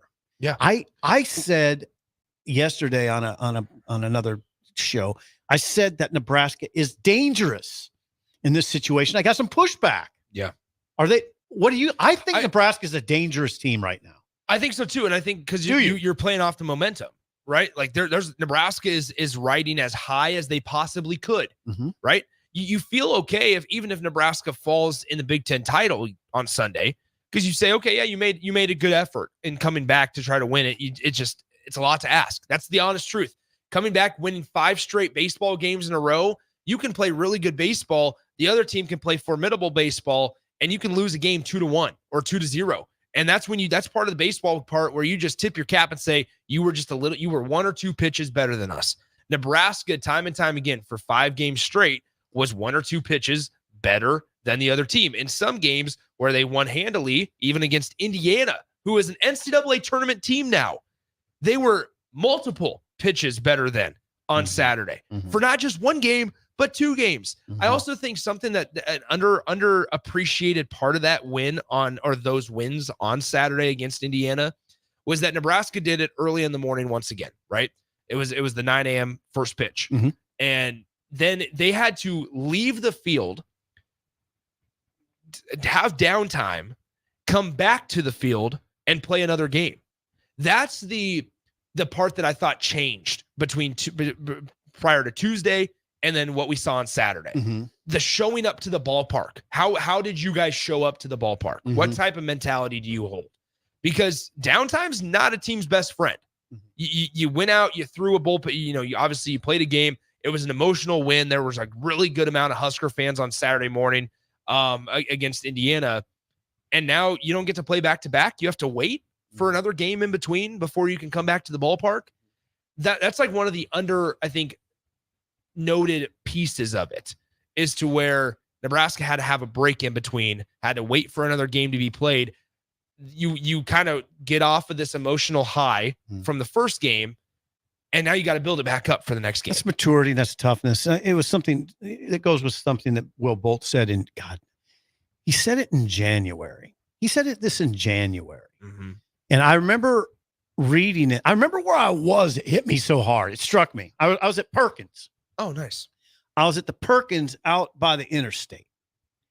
And I read this and I thought, ooh, that's bold, Will. That's bold. You know what he said? I want us to be the toughest team in America.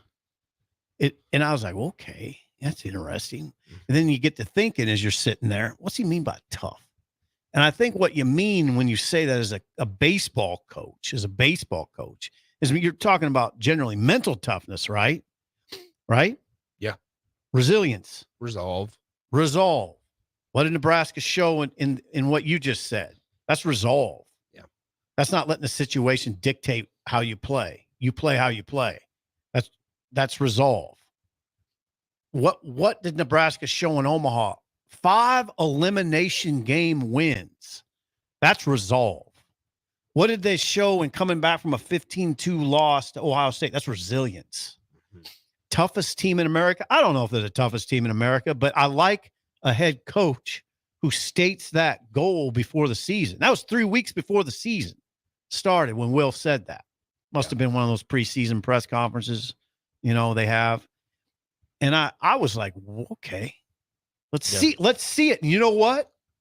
You saw it. They didn't play well in these midweek games, but you know what Nebraska didn't do?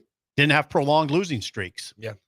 I think their longest losing streak was 3 games this year. Well, let's also be honest, is that Nebraska, in the games that mattered more, which are conference games, they were successful. It was just blemished by the midweek struggles. Let's go with this. They've won the weekend 12 of the last 14 series. Yes. That's excellent. Yeah. So you're seeing a pretty good team. This is a pretty good team. This is a team that's going to Stillwater to play Friday, Florida. Well, let's get to Florida now a little bit. They're playing Friday at 2 p.m. Florida, and they'll have a good chance. Why do you think they'll have a good chance? Well, here's the thing. So I would be honest with you guys. This is a very name-heavy regional. This is a very you have frankly some exciting names. Not Niagara for the most part. Mm-hmm. Oklahoma State, who has been a formidable baseball team over the last decade, right, in the Big 12 conference. But then you also have Florida, who is once again known as a really strong baseball program. Yep. They've been to Omaha. They've been to the College World Series. They've had success in Omaha. Don't let the names fool you. This is a really, really good draw for Nebraska. And Sunday, I keep thinking today's Monday. Sunday's performance may have bumped them up, Nebraska being them, 7, 8, 9 spots in the committee's eyes. And why I say that is if you look at the projections as late as Saturday night from D1 baseball, okay, they were expected to either go to Lexington, Kentucky, or College Station, Texas. Okay. Texas A&M is the 3 seed. Kentucky's the 2 seed. Okay. So that's why I say that. Now you look at here, I was shocked that they did not go to one of those on Sunday. I was shocked. And then also kind of surprised that Norman wasn't another one.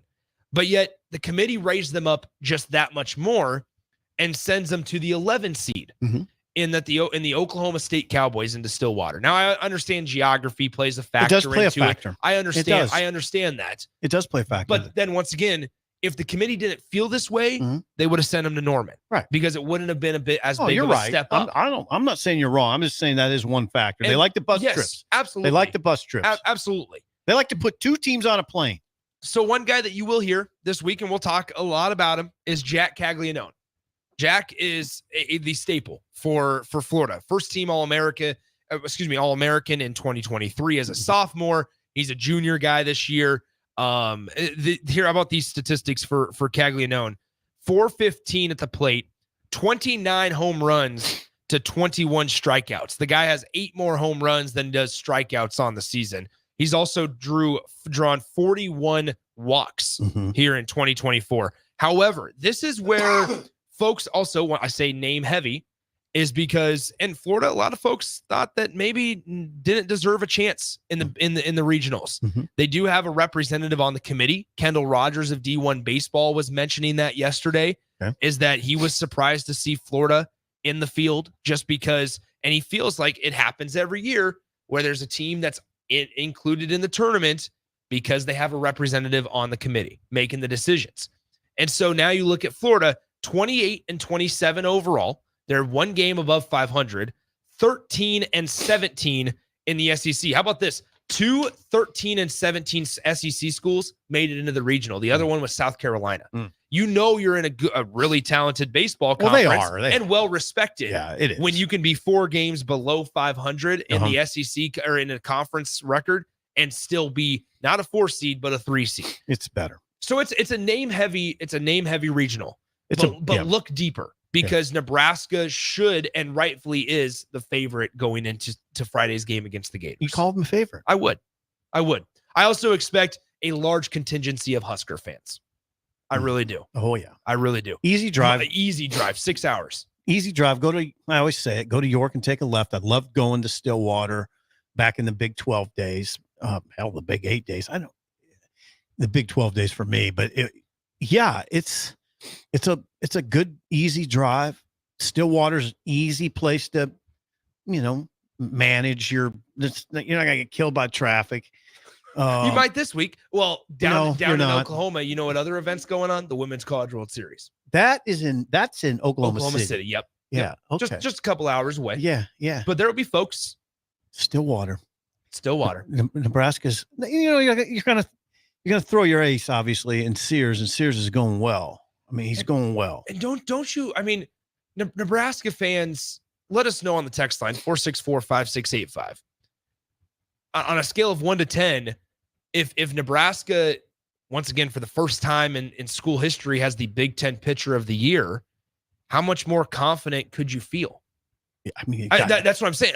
What would allow you to feel more confident going into Friday? This feels like a game to me that we'll be watching on Friday, and it'll be the 7th inning. And it'll be about 3-2. I don't even know who. It'll feel like the Big Ten championship. Yeah, I think it'll be that type of game. Absolutely.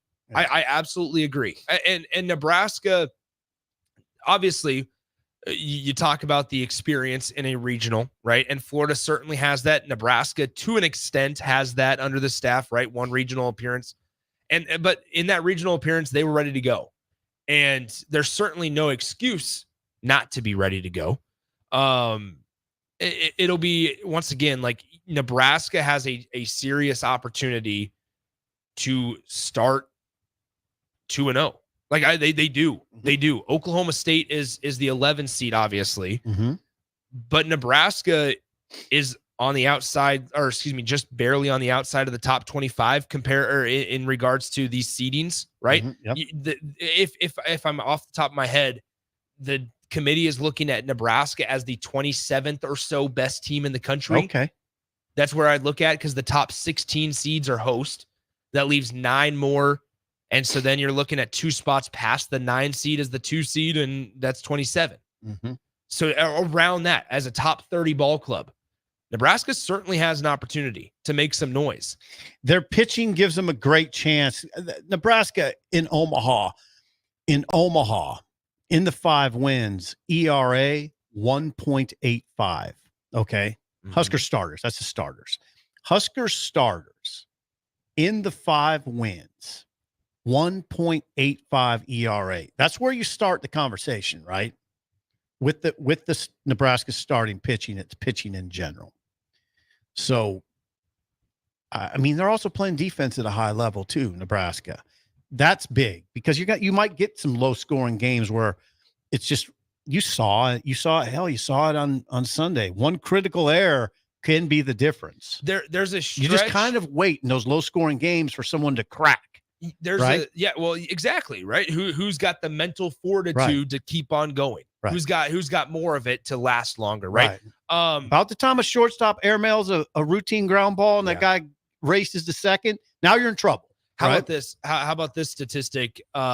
Nebraska, there was a span at the Big Ten tournament where they allowed 12 runs over 50 innings of work. So that's certainly something. That's certainly something to hang your hat on, right? Yep. Because there's also this notion and understanding of, if you truly can rely on your pitching, and obviously this is going to be some of the better talent that Nebraska's seen, right? This is not Big Ten baseball that Nebraska is going to be facing on Friday and potentially Saturday. But yet pitching can take a lot of pressure off of your offense. Yeah, especially when they're not walking anybody. Bingo. Because you can weather the hits. You can weather a solo shot from Jack Caglianone if he wants to hit. If Jack wants to hit his 42nd home run of the season in the top of the first inning on Friday, that's fine. Just keep it a solo shot. Yeah, and as long as those are fine. As long as he doesn't hit 2 more of them. Well, yeah, exactly. I mean, that's part of it. But you're right. But once again, it's all about limiting the damage, minimizing mistakes.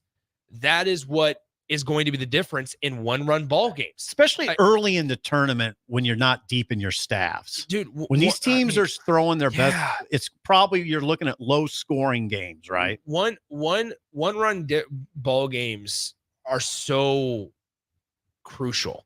Yeah, and they're prevalent in these absolutely in these early regional games when everybody's staff is fresh and they're good. It's probably going to be low scoring. So a lot of it will come down to pitching and defense, fewest walks, fewest errors, who can handle the pressure. Yeah. And Nebraska obviously will go with Brett Sears and then Mason McConaughey.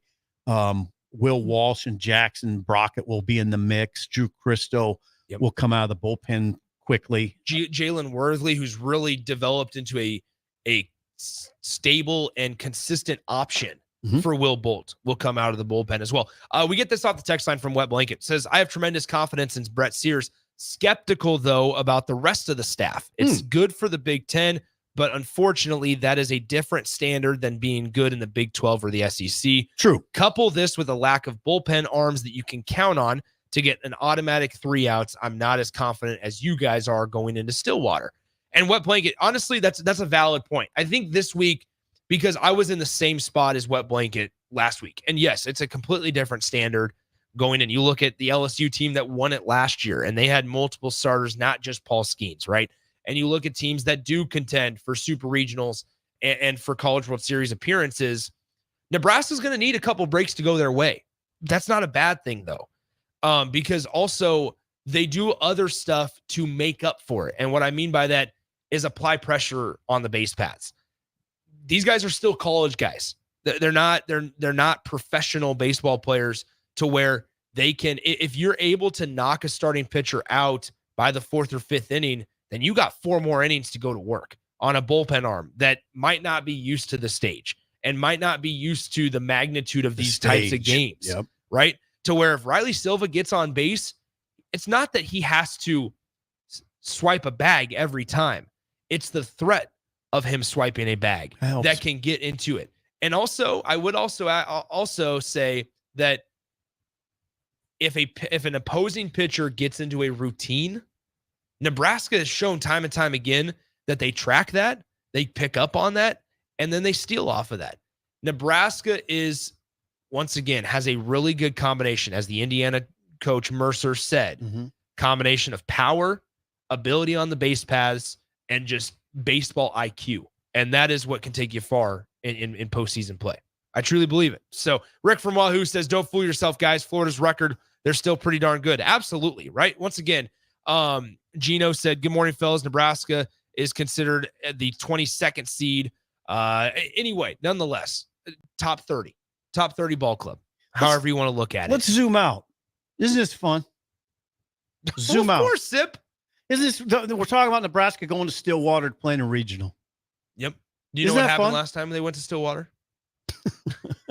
Yeah, because you posted on social media, which was a very odd move that we addressed in the first segment of the show. It's fine.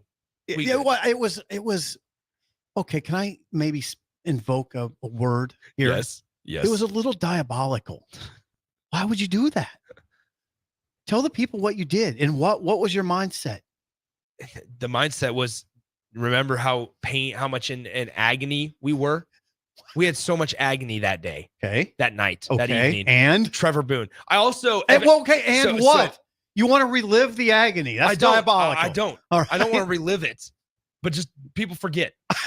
No, they don't forget. And if they forget, they don't necessarily need to be reminded on a happy day where Nebraska. I said happy Monday. Yeah. You have a strange way about you, is what I'm getting at. Evan Bland and I were going back and forth on Twitter about it. We were just having a conversation, the replies. And I posted Trevor Boone's minor league baseball statistics. The guy has not hit more than 13 home runs since that year. He hit 21 that season. You just continue to rub it in. He has not hit more than 13 in his minor league career. He's with the Colorado Rockies. Gino says, especially considering it was Kyle Perry. It was Colby Gomez. Colby Gomez gave up that long ball. Poor Colby. You know what I was remembering? Speaking of just regional appearances, do you remember the gutsy comeback that Kyle Perry had in the 2021 regional? Kyle Perry was injured that season.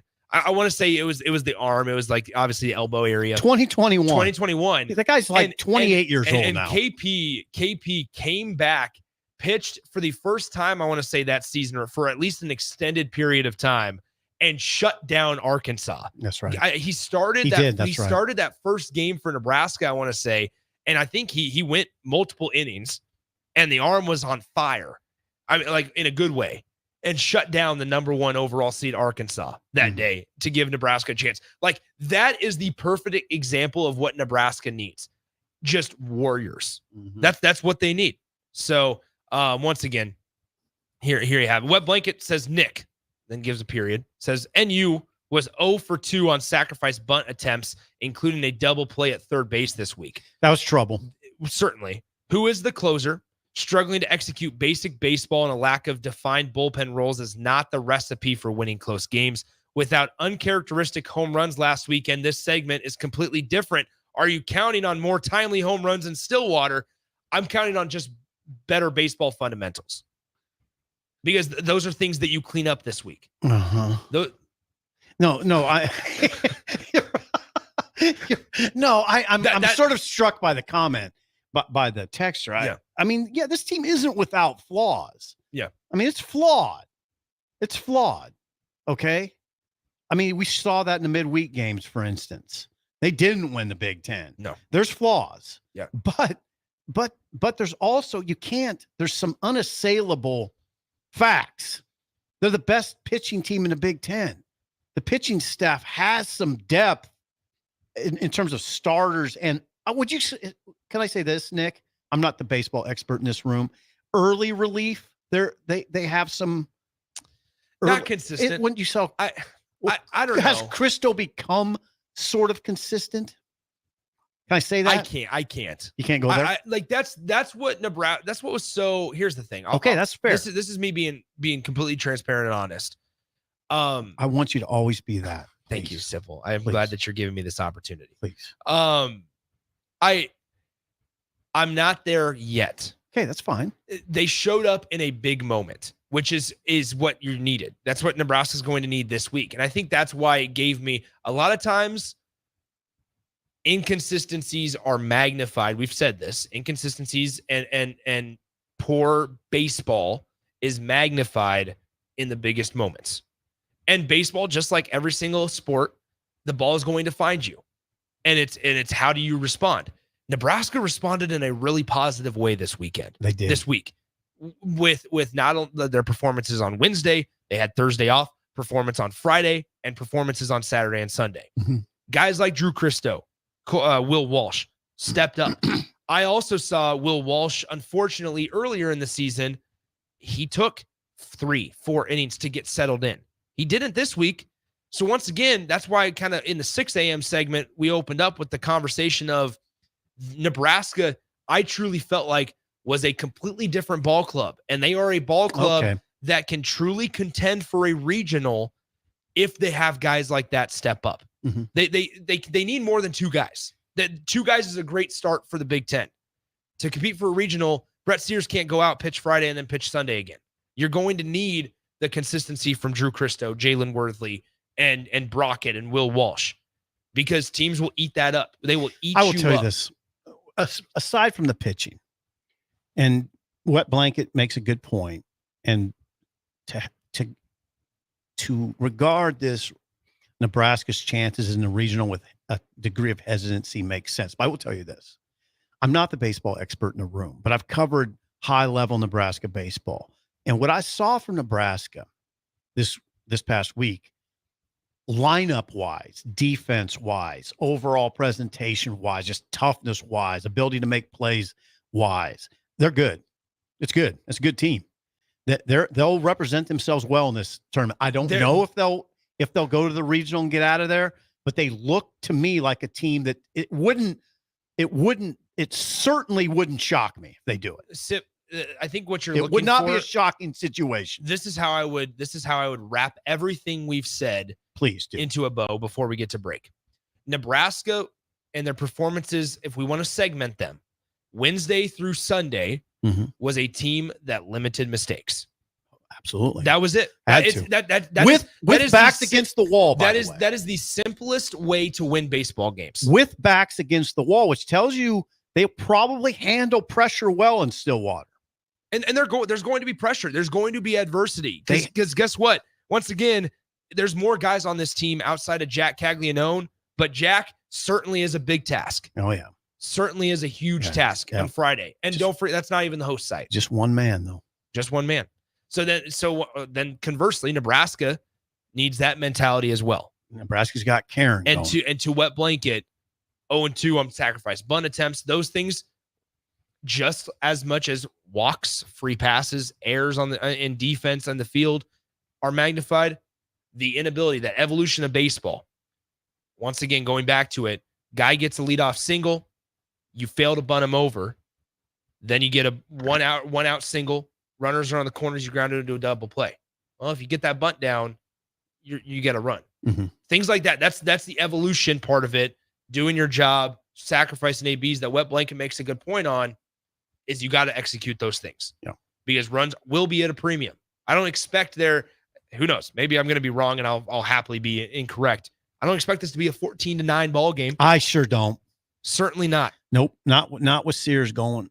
Nope. No. And so that's another thing is that Sears, you feel like, yeah, you know what? If your offense is able to produce 3, 4, 5 runs, you feel like, hey, Brett, you don't have to be perfect. You don't have to be.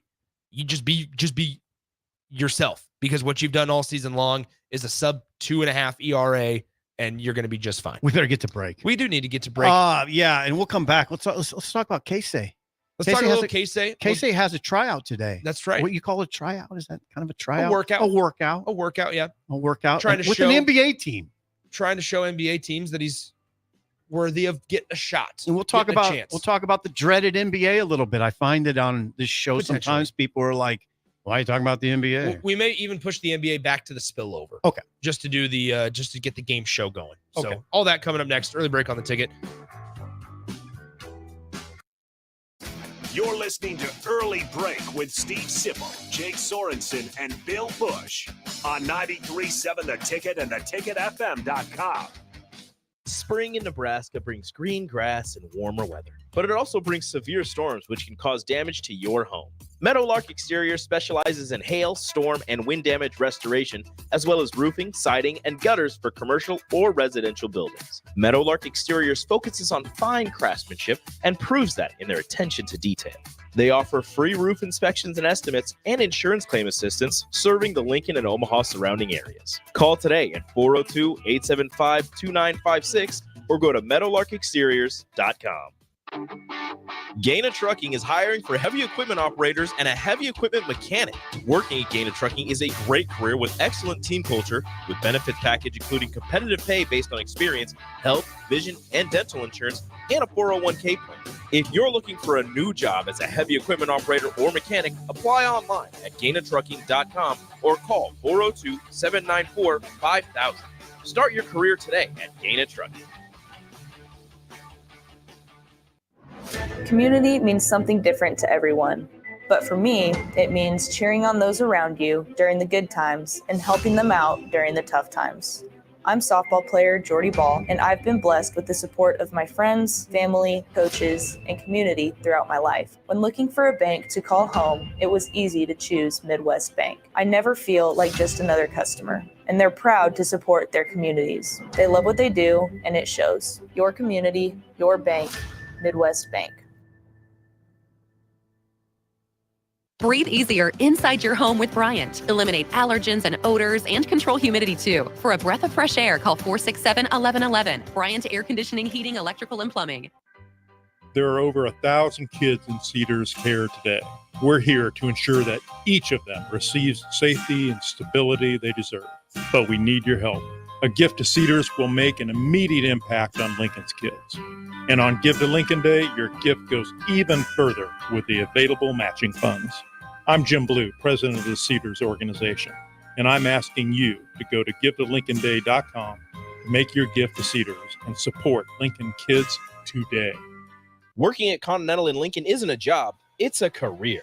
And right now, they've raised wages again, and they're hiring for production operators at $24.62 per hour, which grows to $28.97 per hour within 3 years. Skilled trade positions now start at $33.36 per hour, with opportunities to make more based on certifications. Continental also has salary jobs available and great benefits, plus medical and prescription costs at very low premiums. Dental, vision, and life insurance are offered at no premium cost to the associates, with increased bonuses and vacation for new hires. To learn more or apply, go to continentaljobs.com with keyword Lincoln. Come work at Continental today. Highball Bar in downtown Lincoln is open and located just north of 11th and O Street. Highball Bar offers a vibe and atmosphere like no other, making it the perfect place to grab a drink or beverage. Highball Bar features great events such as Karaoke Sunday, $4 Tito's on Mondays, Jack Daniel's specials on Wednesdays, and much more. Make Highball Bar your go-to spot after a hard day at work or on the weekend. Highball Bar, located at 122 North 11th Street in downtown Lincoln. We're on the air. Back Well, party's starting early today, isn't it? to more of Early Break with Sip and Jay, brought to you by Gaina Trucking. On 93.7 The Ticket and theticketfm.com. I need to throw a couple shout outs in here really quickly. Huge thanks to Midwest Bank for sponsoring our number 2 member FDIC. Also, you got to make sure you're calling First Rate Ag. Our friends at First Rate Ag in Holdridge, they have everything you need from lawn fertilizer and more.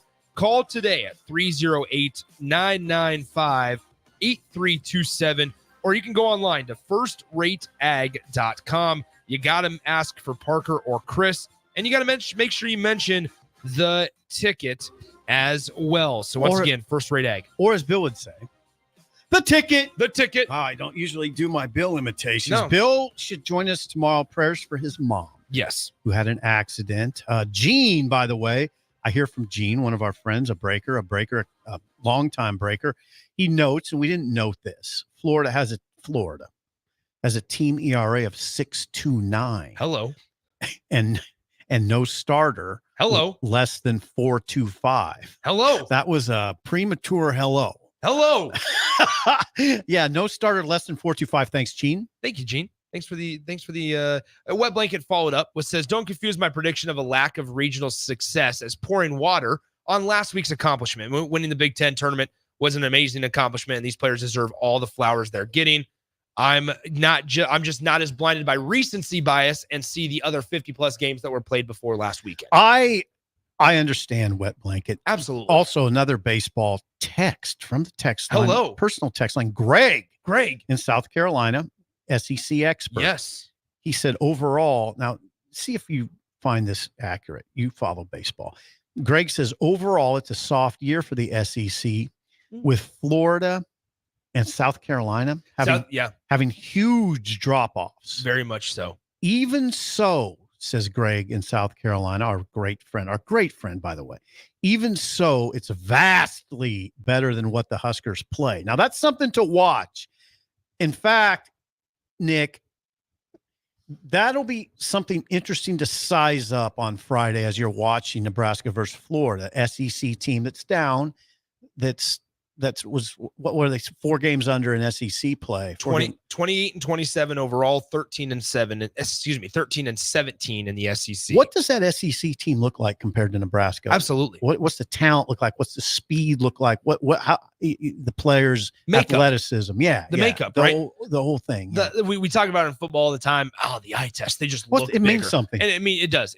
And Nebraska certainly has a chance to prove that they can hold their own, right? Like that's part of it. And big picture conversation here. This is an opportunity for Nebraska, and same with Indiana and Illinois, to show that the Big Ten Conference is starting to become not a slouch. That's an opportunity ahead of them, 100, right? And so here we'll see what happens. Nebraska certainly has a test in front of them, right? But overall, I started out by saying last segment, I feel pretty good about Nebraska's draw compared to what it was in 2021. Yeah, I'm taking this every single day because Nebraska kind of got screwed in 2021. After they win the Big Ten regular season title, they get sent to the number 1 overall seed. I felt that they kind of got robbed a little bit that year, and they still showed out. Now this year, they get a much more probably accurate placement, and then also against a couple of teams that, once again, that win on Sunday in the eyes of committee propelled them 7, 8, 9 spots ahead of where they were on Saturday night. That's a big win on Sunday against the Penn State team. Really proud of Will Bull. Very much so. I'm really proud of Will Bull. I am. That's a 2 p.m. first pitch on Friday, by the way. 2 All p.m. right. first pitch. Friday, ESPN Plus is where you can watch it. Yeah, I won't be watching that. Austin and I will be down in Stillwater, so How the we'll be hanging hell out. do you even do that? Well, we drive. No. I mean, do you watch on ESPN Plus? Yes. I'll have to get my grandson Alex to talk me through that. I think I pay $4.99 a month. I don't for want ESPN. to pay money. I want to. Well, you can pirate that stuff. Well, All right, easy, I'm sorry. Easy. Yeah. By the way, LeBron James, speaking as we transition to basketball, was caught watching NBA basketball on an illegal site. How did he get caught? Somebody over the shoulder videotaped it, and he was on an illegal site watching NBA basketball. You know how much he paid? Free 99. Zero. Free 99. Speaking of NBA, we'll get to NBA in the spillover with AD. But how about Keisei Tominaga? Schedules a couple of NBA workouts, Sipple. Mm-hmm. Yeah, he has a workout today with the Kings. The Kings, yeah, with Sacramento. Then a workout Thursday with the Clippers. That's correct. Okay, interesting. It's fascinating to me that I watch these NBA games closely. I watch them very closely. Oh, wow. There's some things that stand out to me that we'll get to later. But I came around on Casey. There was a time, not this past season, but the season before, when the NBA talk would crop up with Casey, and I'd be like, no way, it ain't happening. I kind of came around on Casey a little bit in his chances. He's still a long shot. He's still a long shot to make the NBA. Mm-hmm. But when you have that skill set as a shooter with a quick release, the way Casey can create shots now for himself. He's not just a stationary shooter. And I'm going to emphasize a quick release. I'm going to keep emphasizing because he needs a quick release at his size. He's got it. Very much so. But he's not horribly small. He's legit 6'1", right? Wouldn't you say? They list him 6'2", legit 6'1" for sure. Yes. I just can't rule out a shooter like that. I can't rule him out. Here's the thing. This will be the second and third NBA workouts that he'll have. He was brought in for a workout with the Pacers last year as well, before ultimately deciding to come back to Nebraska. Now schedules a couple of NBA workouts. I just don't think they give a guy a workout for the fun of it. I think that there is certainly a path for, all right, we're going to give you a chance. We're going to give you a shot, right? Even if it's G League. See what happens at G League. Right. Mm-hmm. And here's the thing with Case is you also know that he's got the overseas opportunity whenever he wants. In his back pocket. Absolutely. He's going to make a lot of money. Whenever he wants. It's funny. I kind of want to rule him out, but then I watch the games and the floor's so spread out now. It is. There's so much, teams shoot so many 3-pointers. I just hesitate to say, no, he can't do it. Now, defense is going to be the issue. That's what everybody's going to say. I was going to say, yeah. I think the reason that you're saying, you want to rule him out, that's why I think why you say this, because there are a couple of things that are working against him, right? Defense liability at times. Also, we've seen it streaky at times. He's streaky at times. He can go on a spurt, but we've also seen it to where Nebraska's gotten in a pretty deep hole because he doesn't know when to stop. What got my attention, when they went to Illinois and he played against Terrence Shannon. Okay. And Shannon's the best defender in the Big Ten, and Casey lit him up. Now, on the other hand, against Texas A&M and Memphis in the NCAA tournament, that was a very, very athletic Texas A&M team, and I thought it devoured Casey a little bit. Now, I wonder if what Fred would say to that. If Fred's listening, would he say, "Sipple, you just don't understand basketball at all"? Yeah, he might say that. But I thought Casey against a team that was so quick, long, Texas A&M was athletic, really athletic. Very. And I thought, and it wasn't just Casey that got exploited. Frankly, Nebraska as a team got exploited. Well, Rink got exploited a little bit too, but he was hurt. But yeah, I don't know. I've said this on our show 2 or 3 times. I'm going to reiterate it. Fabulous defensive game plan by Texas A&M. They doubled Rink about every time. Yeah. And Rink was a little overwhelmed. He's a good passer. He's a good post passer, but they did a good job of covering lanes and just shut down Rink. And that was, and they made it so he wouldn't kill him with his passing. But anyway, I'm interested in Casey. I'm going to watch this close. He's probably a G League guy. But then you know what happens? He could go to the G League and maybe light it up and see and then get a shot. Casey's not going to take over the NBA, but can he make a roster? I just can't rule it out. Yeah. I'm also fascinated at the Fred Hoiberg effect too. Yeah, because that certainly I think plays a factor. There's a lot of connections there and getting him. There's also a lot of mutual respect for NBA front offices to Fred Hoiberg and Fred Hoiberg, obviously with connections to the NBA. Like this is one of those things where that certainly I'm sure plays a factor. What's the text line say? Are they just saying simple, Nick? You guys are crazy. There's a lot about the free streams. You want the free streams, free stuff to watch it. Watch the game on Friday. I was mainly talking about Casey. I understand that. Jake and Hickman, though, does say, I got some links for you. If you need them. Yes, send them my way. The Virginia Pirate says, I don't think he'll make it, but it's nothing new to him for people to say that say that. So I hope he proves us wrong again. Elite traits are the only thing that will allow you to make it in the NBA. And he has that. Well, he does have one. Yep. There it is. All right. Before we get to the game show, let's pause 10 seconds for station identification. This is Lincoln's home for sports talk on the FM dial. Also online at theticketfm.com. On the internet. KNTK FM Firth, 93.7 The Ticket. All right, it's time to play the game show. Give us a call now, 402-464-5685. Today's topic is NCAA baseball tournament mascots. I give you the name of the team. You tell me the nickname, the mascot of the team. I'll tell you, these ones might be a little tougher. Because we didn't want layups on a Monday. You went 5-0 last week. It's a nice job, Simple. He went 5-0. So how did we not celebrate that? There's a little bit of a streak. How is that not celebrated? There's a little bit of a streak. They got lost. Nebraska baseball overshadowed me. Call now if you want a chance to play. Damn it, Will. Win a business box of bagels to Bagels and Joe. All I need is the nickname for the team, and I'll tell you all about it when we come back here. Time to play the game show right now. Call now, 402-464-5685. Shut Up Simple starts right now. We've all been there.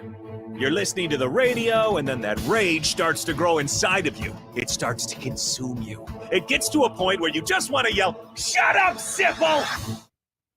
No, sorry. I'm sorry. Well, here's your chance. It's time to shut up, Simple. Call now to play, 464-5685. Shut up, Simple. Brought to you by Bagels and Joe.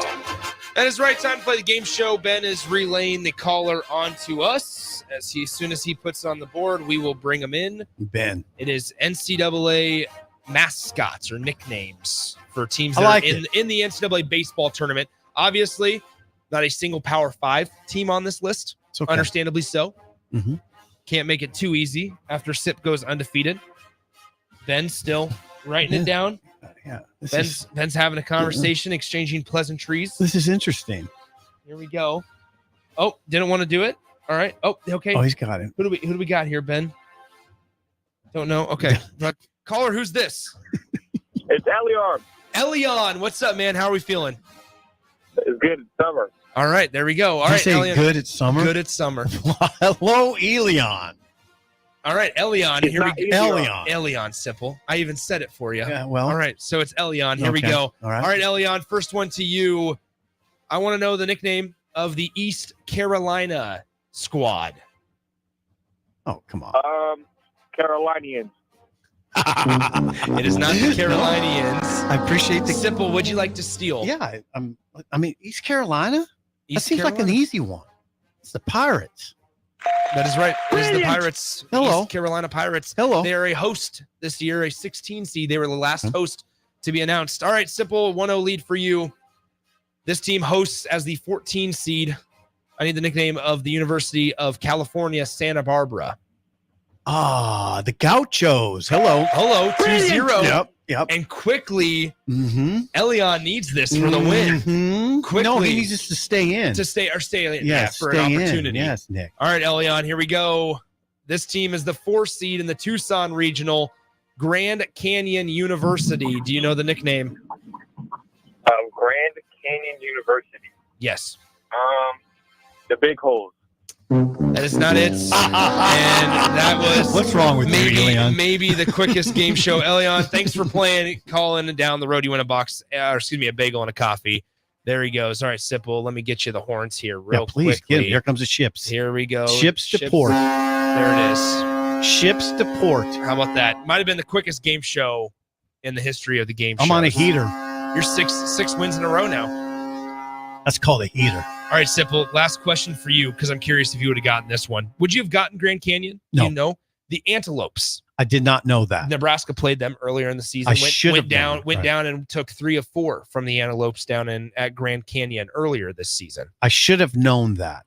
Okay, a couple more we got to get to. This team is the 4 seed in the Charlottesville Regional. Okay. Penn. Oh, Quakers. Yes. Simple. Good work. Yes. Good work. Quakers. All right. Now time for the tiebreaker just for grins and giggles. Niagara is the 4 seed in the Stillwater Regional with the Huskers, located in Lewiston, New York. It's also known as the most affordable school in the New York area. How many total students attended Niagara University in the 2023-24 academic year? 4,907. Not a bad guess. 3,763. Okay, not a bad guess at all. All right, Simple, nice job on the game show. How about that? I did not think that you were. First of all, Pirates, I felt like it was a layup. I gave 2 layups. I felt like Penn, but then also East Carolina, and then I think there are 2 harder ones with Grand Canyon and Santa Barbara. Yep. So I gave Gauchos. two host teams and 2 4 seeds. Yeah, I was flawless. That was kind of a flawless. Look at that. How about that? Nice job today. Thank you. It was fun. It was a fun show, and we still got the spillover. Yeah, the good thing for the folks is that tomorrow Jake's back. Jake and hopefully Bill. I think Bill will be back. I got that vibe from him yesterday. Cool. I will not be back. No, but you did a wonderful job, obviously. It was fun. I don't know. And we were, you know what? Will Bolt and the boys really helped us. Certainly. Because this is fun. I mean it. I think it's fun when Nebraska's in postseason and it looks like they have a shot. You know, they didn't squeak in the tournament. They're a team that can make some noise, and Friday's going to be fun. All right. And you'll be there with Austin. We will be there. Yep. Stay tuned. We might, we're trying to hit up some local sports bars to see if we can camp out at, we'll get something. Oh, you got to go to Eskimo Joe's. Blah, blah, blah. I mean, Eskimo Joe's, everybody talks about. I get so tired of it.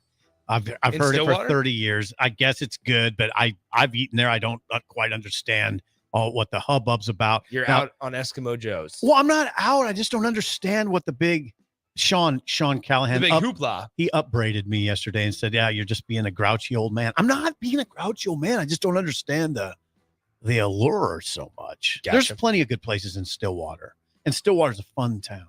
Is it? Yes, it's fun. All right. Well, we'll see what happens. Might run into Gundy. Mike. How's it going, Mike? Spillover. Why'd you make your son transfer? We're out of here. Spillover coming up next. You're listening to Early Break with Steve Sipple, Jake Sorensen, and Bill Bush on 93.7 The Ticket and theticketfm.com.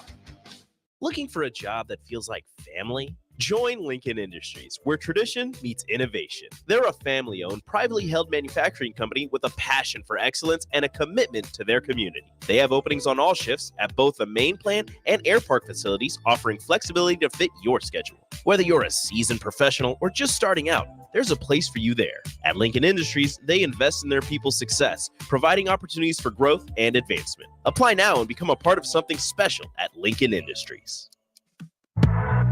You don't think about your roof very often, but you should never take it for granted. Roofing Service Company takes every measure to provide you with the highest quality roofing solution. Whether it's a new roof installation, roof repair, or a re-roofing project, their overall goal is to provide you with a pleasant experience and a long-lasting roof. If you have a need for siding or gutters, they're your place too. Visit roofingservicecompany.com for more info today.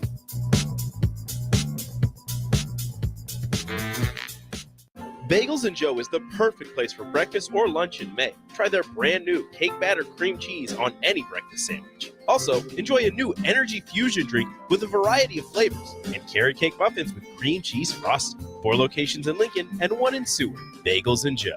Hi, it's Sean Callahan here for Koppel Chevrolet GMC, and it's truck month at Koppel, and we want to sell them all. Choose between 0.9% APR or as much as $8,000 off list price. Yes, you heard right. That's 0.9% APR or as much as $8,000 off list on select new GMC and Chevrolet inventory. So please make that money-saving drive to Coppell and Louisville or check us out online at coppellcars.com. You'll be glad you did. All deals with approved credit must trade and finance. Breathe easier inside your home with Bryant. Eliminate allergens and odors and control humidity too. For a breath of fresh air, call 467-1111. Bryant Air Conditioning, Heating, Electrical, and Plumbing.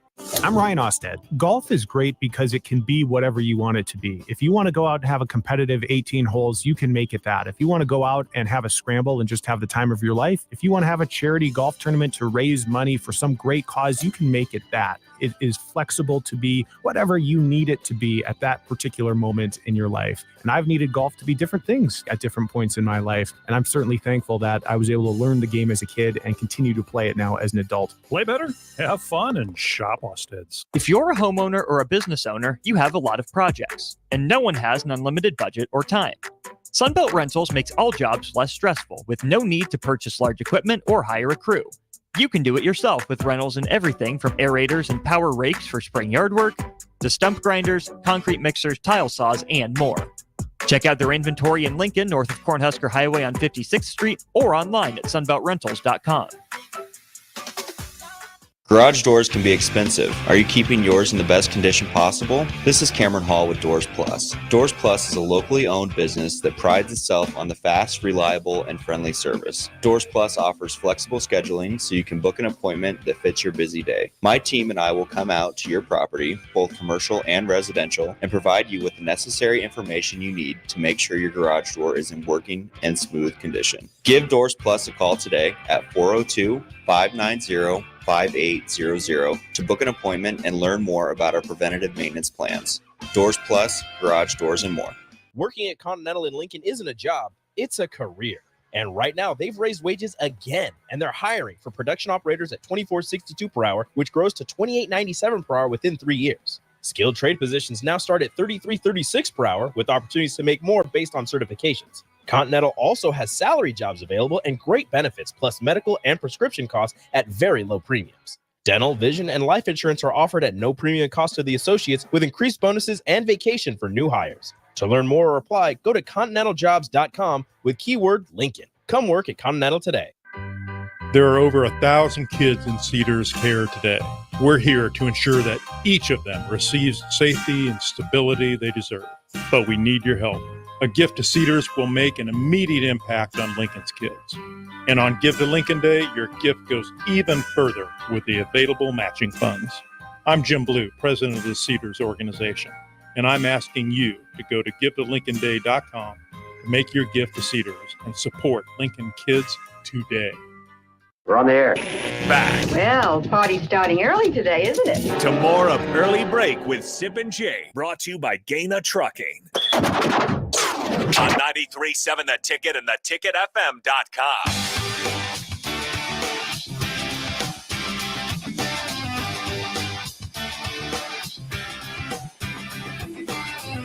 Welcome back into Early Break. Huge thanks to Midwest Bank for a sponsor of hour number 2. Thanks to Elion for playing the game show last segment as well. Nice job by Sipple winning the game show. Hey, I got something to talk about with AD, if you don't mind, on the spillover. I do mind. I'm going through pleasantries real quick. Okay, go ahead. There's some old guy talk coming up. I do mind here. As always, the spillover, sponsored by our friends at Computer Hardware. Make sure you go see Tripp and the team at 70th and O in Lincoln for any of your Apple product needs, or locations statewide in Kearney, Hastings, and Grand Island. So once again, Computer Hardware, appreciate them as always. Also want to mention Mid-Plains Advisors. We haven't had Bill's Thrills the last 2 days, but always thanks to Mid-Plains Advisors, Dirk, Scott, and Ty out there for their support of the program as always. Okay, Sip, go ahead. Oh, we didn't mention this during our show today, and we should have, and AD will understand the significance of this maybe more than you, but Bill Walton died. Yeah. Bill Walton died Yeah. at age 71. 71. Yeah. That was man, young. I didn't realize I didn't realize he had been sick either. Colon cancer. That one's that can come fast, right? That can work fast. Yep. And if it gets later stages, that's one of those ones. It's even with chemo and radiation and things of that nature. It's tough. It's kind of like pancreatic cancer. Those are tough. All of them are tough ones. So Bill Walton was someone that, Nick, I mean, if you were like a 10-year-old boy like me, he was, I mean, you talk about an icon. Won 2 NCAA titles at UCLA, won 2 NBA titles, one with the Portland Trailblazers. That was in 77. So I was 11 years old. Yeah. And it was, I loved the NBA. I loved it. I still like it. Then he won a title with the Celtics in 86 as Robert Parrish's backup. You remember that? Remember that? Yep. Backing up the Chief. Yep. That's what it was, kind of one of the missing pieces for that Celtics team. And when they got Walton, they needed a backup for Robert Parrish, and they got one in Walton. Bill Walton. I know him as sad as this is. I know him as the broadcaster. Well, no, that's not sad. The guy that was the one of the funniest dudes to listen, call, and he fit Pac-12 so well. He fit it so well, was because the West Coast kid too. Well, yeah, and he knew it so well, but also Mesa. Just his personality fit it, because it has this mantra of being, okay, the teams that nobody really knows a whole lot about, at least where we're at in the country and to the east, obviously, games are being played at 9 and 10 p.m. our time, and it's like you want a reason to listen, and Bill Walton gave you a reason to tune into games. Dave Pash, his partner, said that Bill Walton was one of a kind, and that is a great compliment. Yeah, because there's not everybody. JJ Redick's not one of a kind. I mean, there's a lot of JJ Redick commentators out there. Bill Walton, one of a kind. JJ Redick probably going to be the Los Angeles Lakers coach coming up here in a couple of weeks. Well, I hope he's a better coach than he is a commentator. Yeah. But Bill Walton he was extraordinary. And you know what? He overcame a stuttering problem. Yeah, he did. He did. Overcame a stuttering problem, Sip. He was very active socially, social activist. Yes, he was. Was kind of a hippie. Oh, he was a back in hippie. the day, kind of a Pure hippie. Phil Jackson type, hippie Pure back in hippie, those days, man.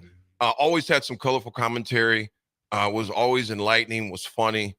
And Kareem had a great statement about him yesterday as well, because those guys, obviously contemporaries at the same time. But Kareem, you guys go ahead. I'll bring it up here in a second. But I thought it was a pretty cool. While you're looking for that up, I will tell you, when they beat Memphis, UCLA beat Memphis in the national title game.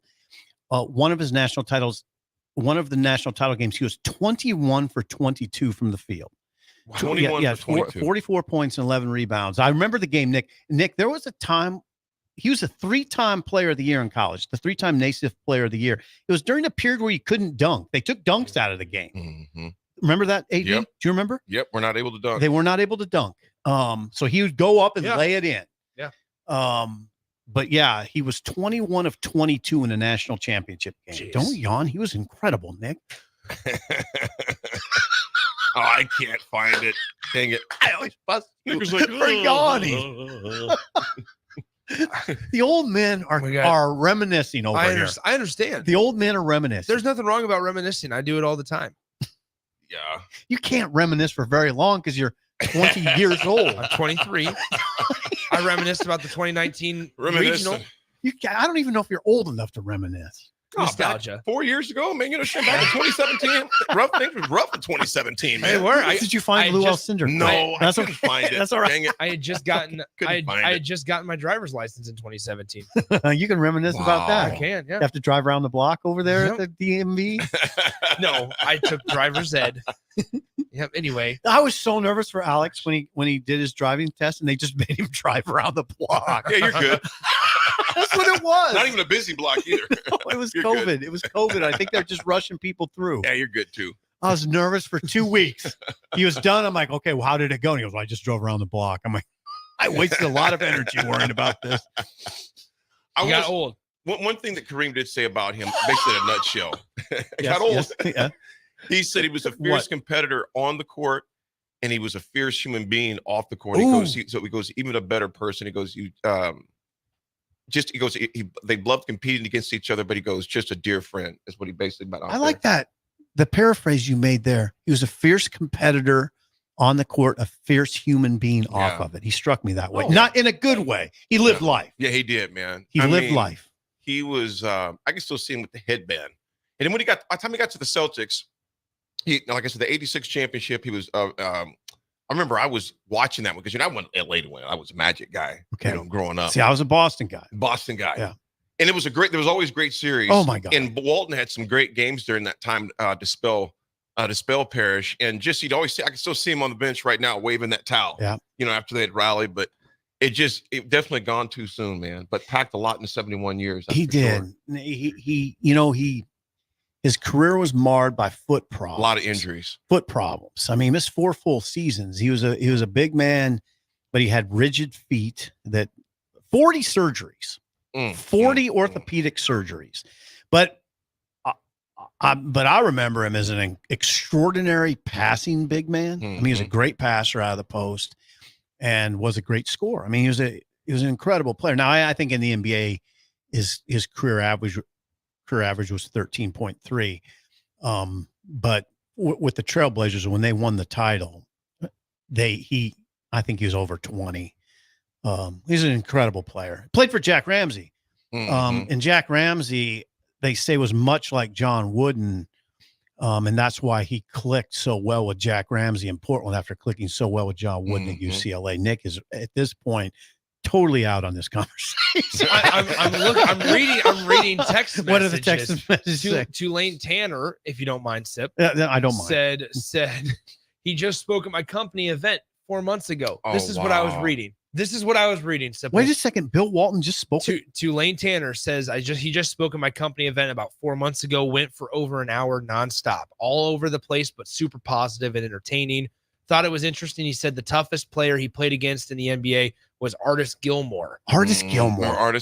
Chicago Bulls. Yep. He said that he was super personable, no matter who he met. His parents were a librarian and a teacher. That's right. And had no interest in sports. So really interesting that he got into sports. It's true. I mean, there you go. Yeah.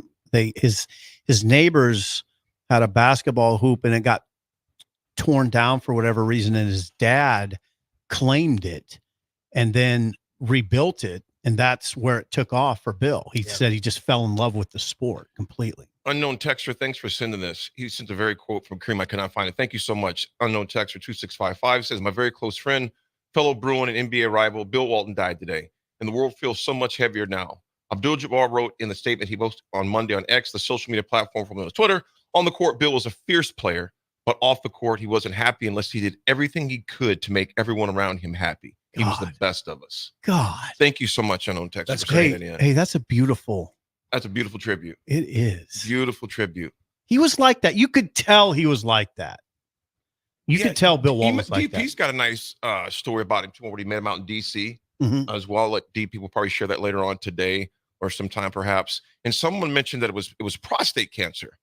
Okay, now I can't remember which cancer. No, hold on. According to the New York Times, the NBA, the NBA said it was colon cancer. Okay. That's according to New York Times. I read it last night.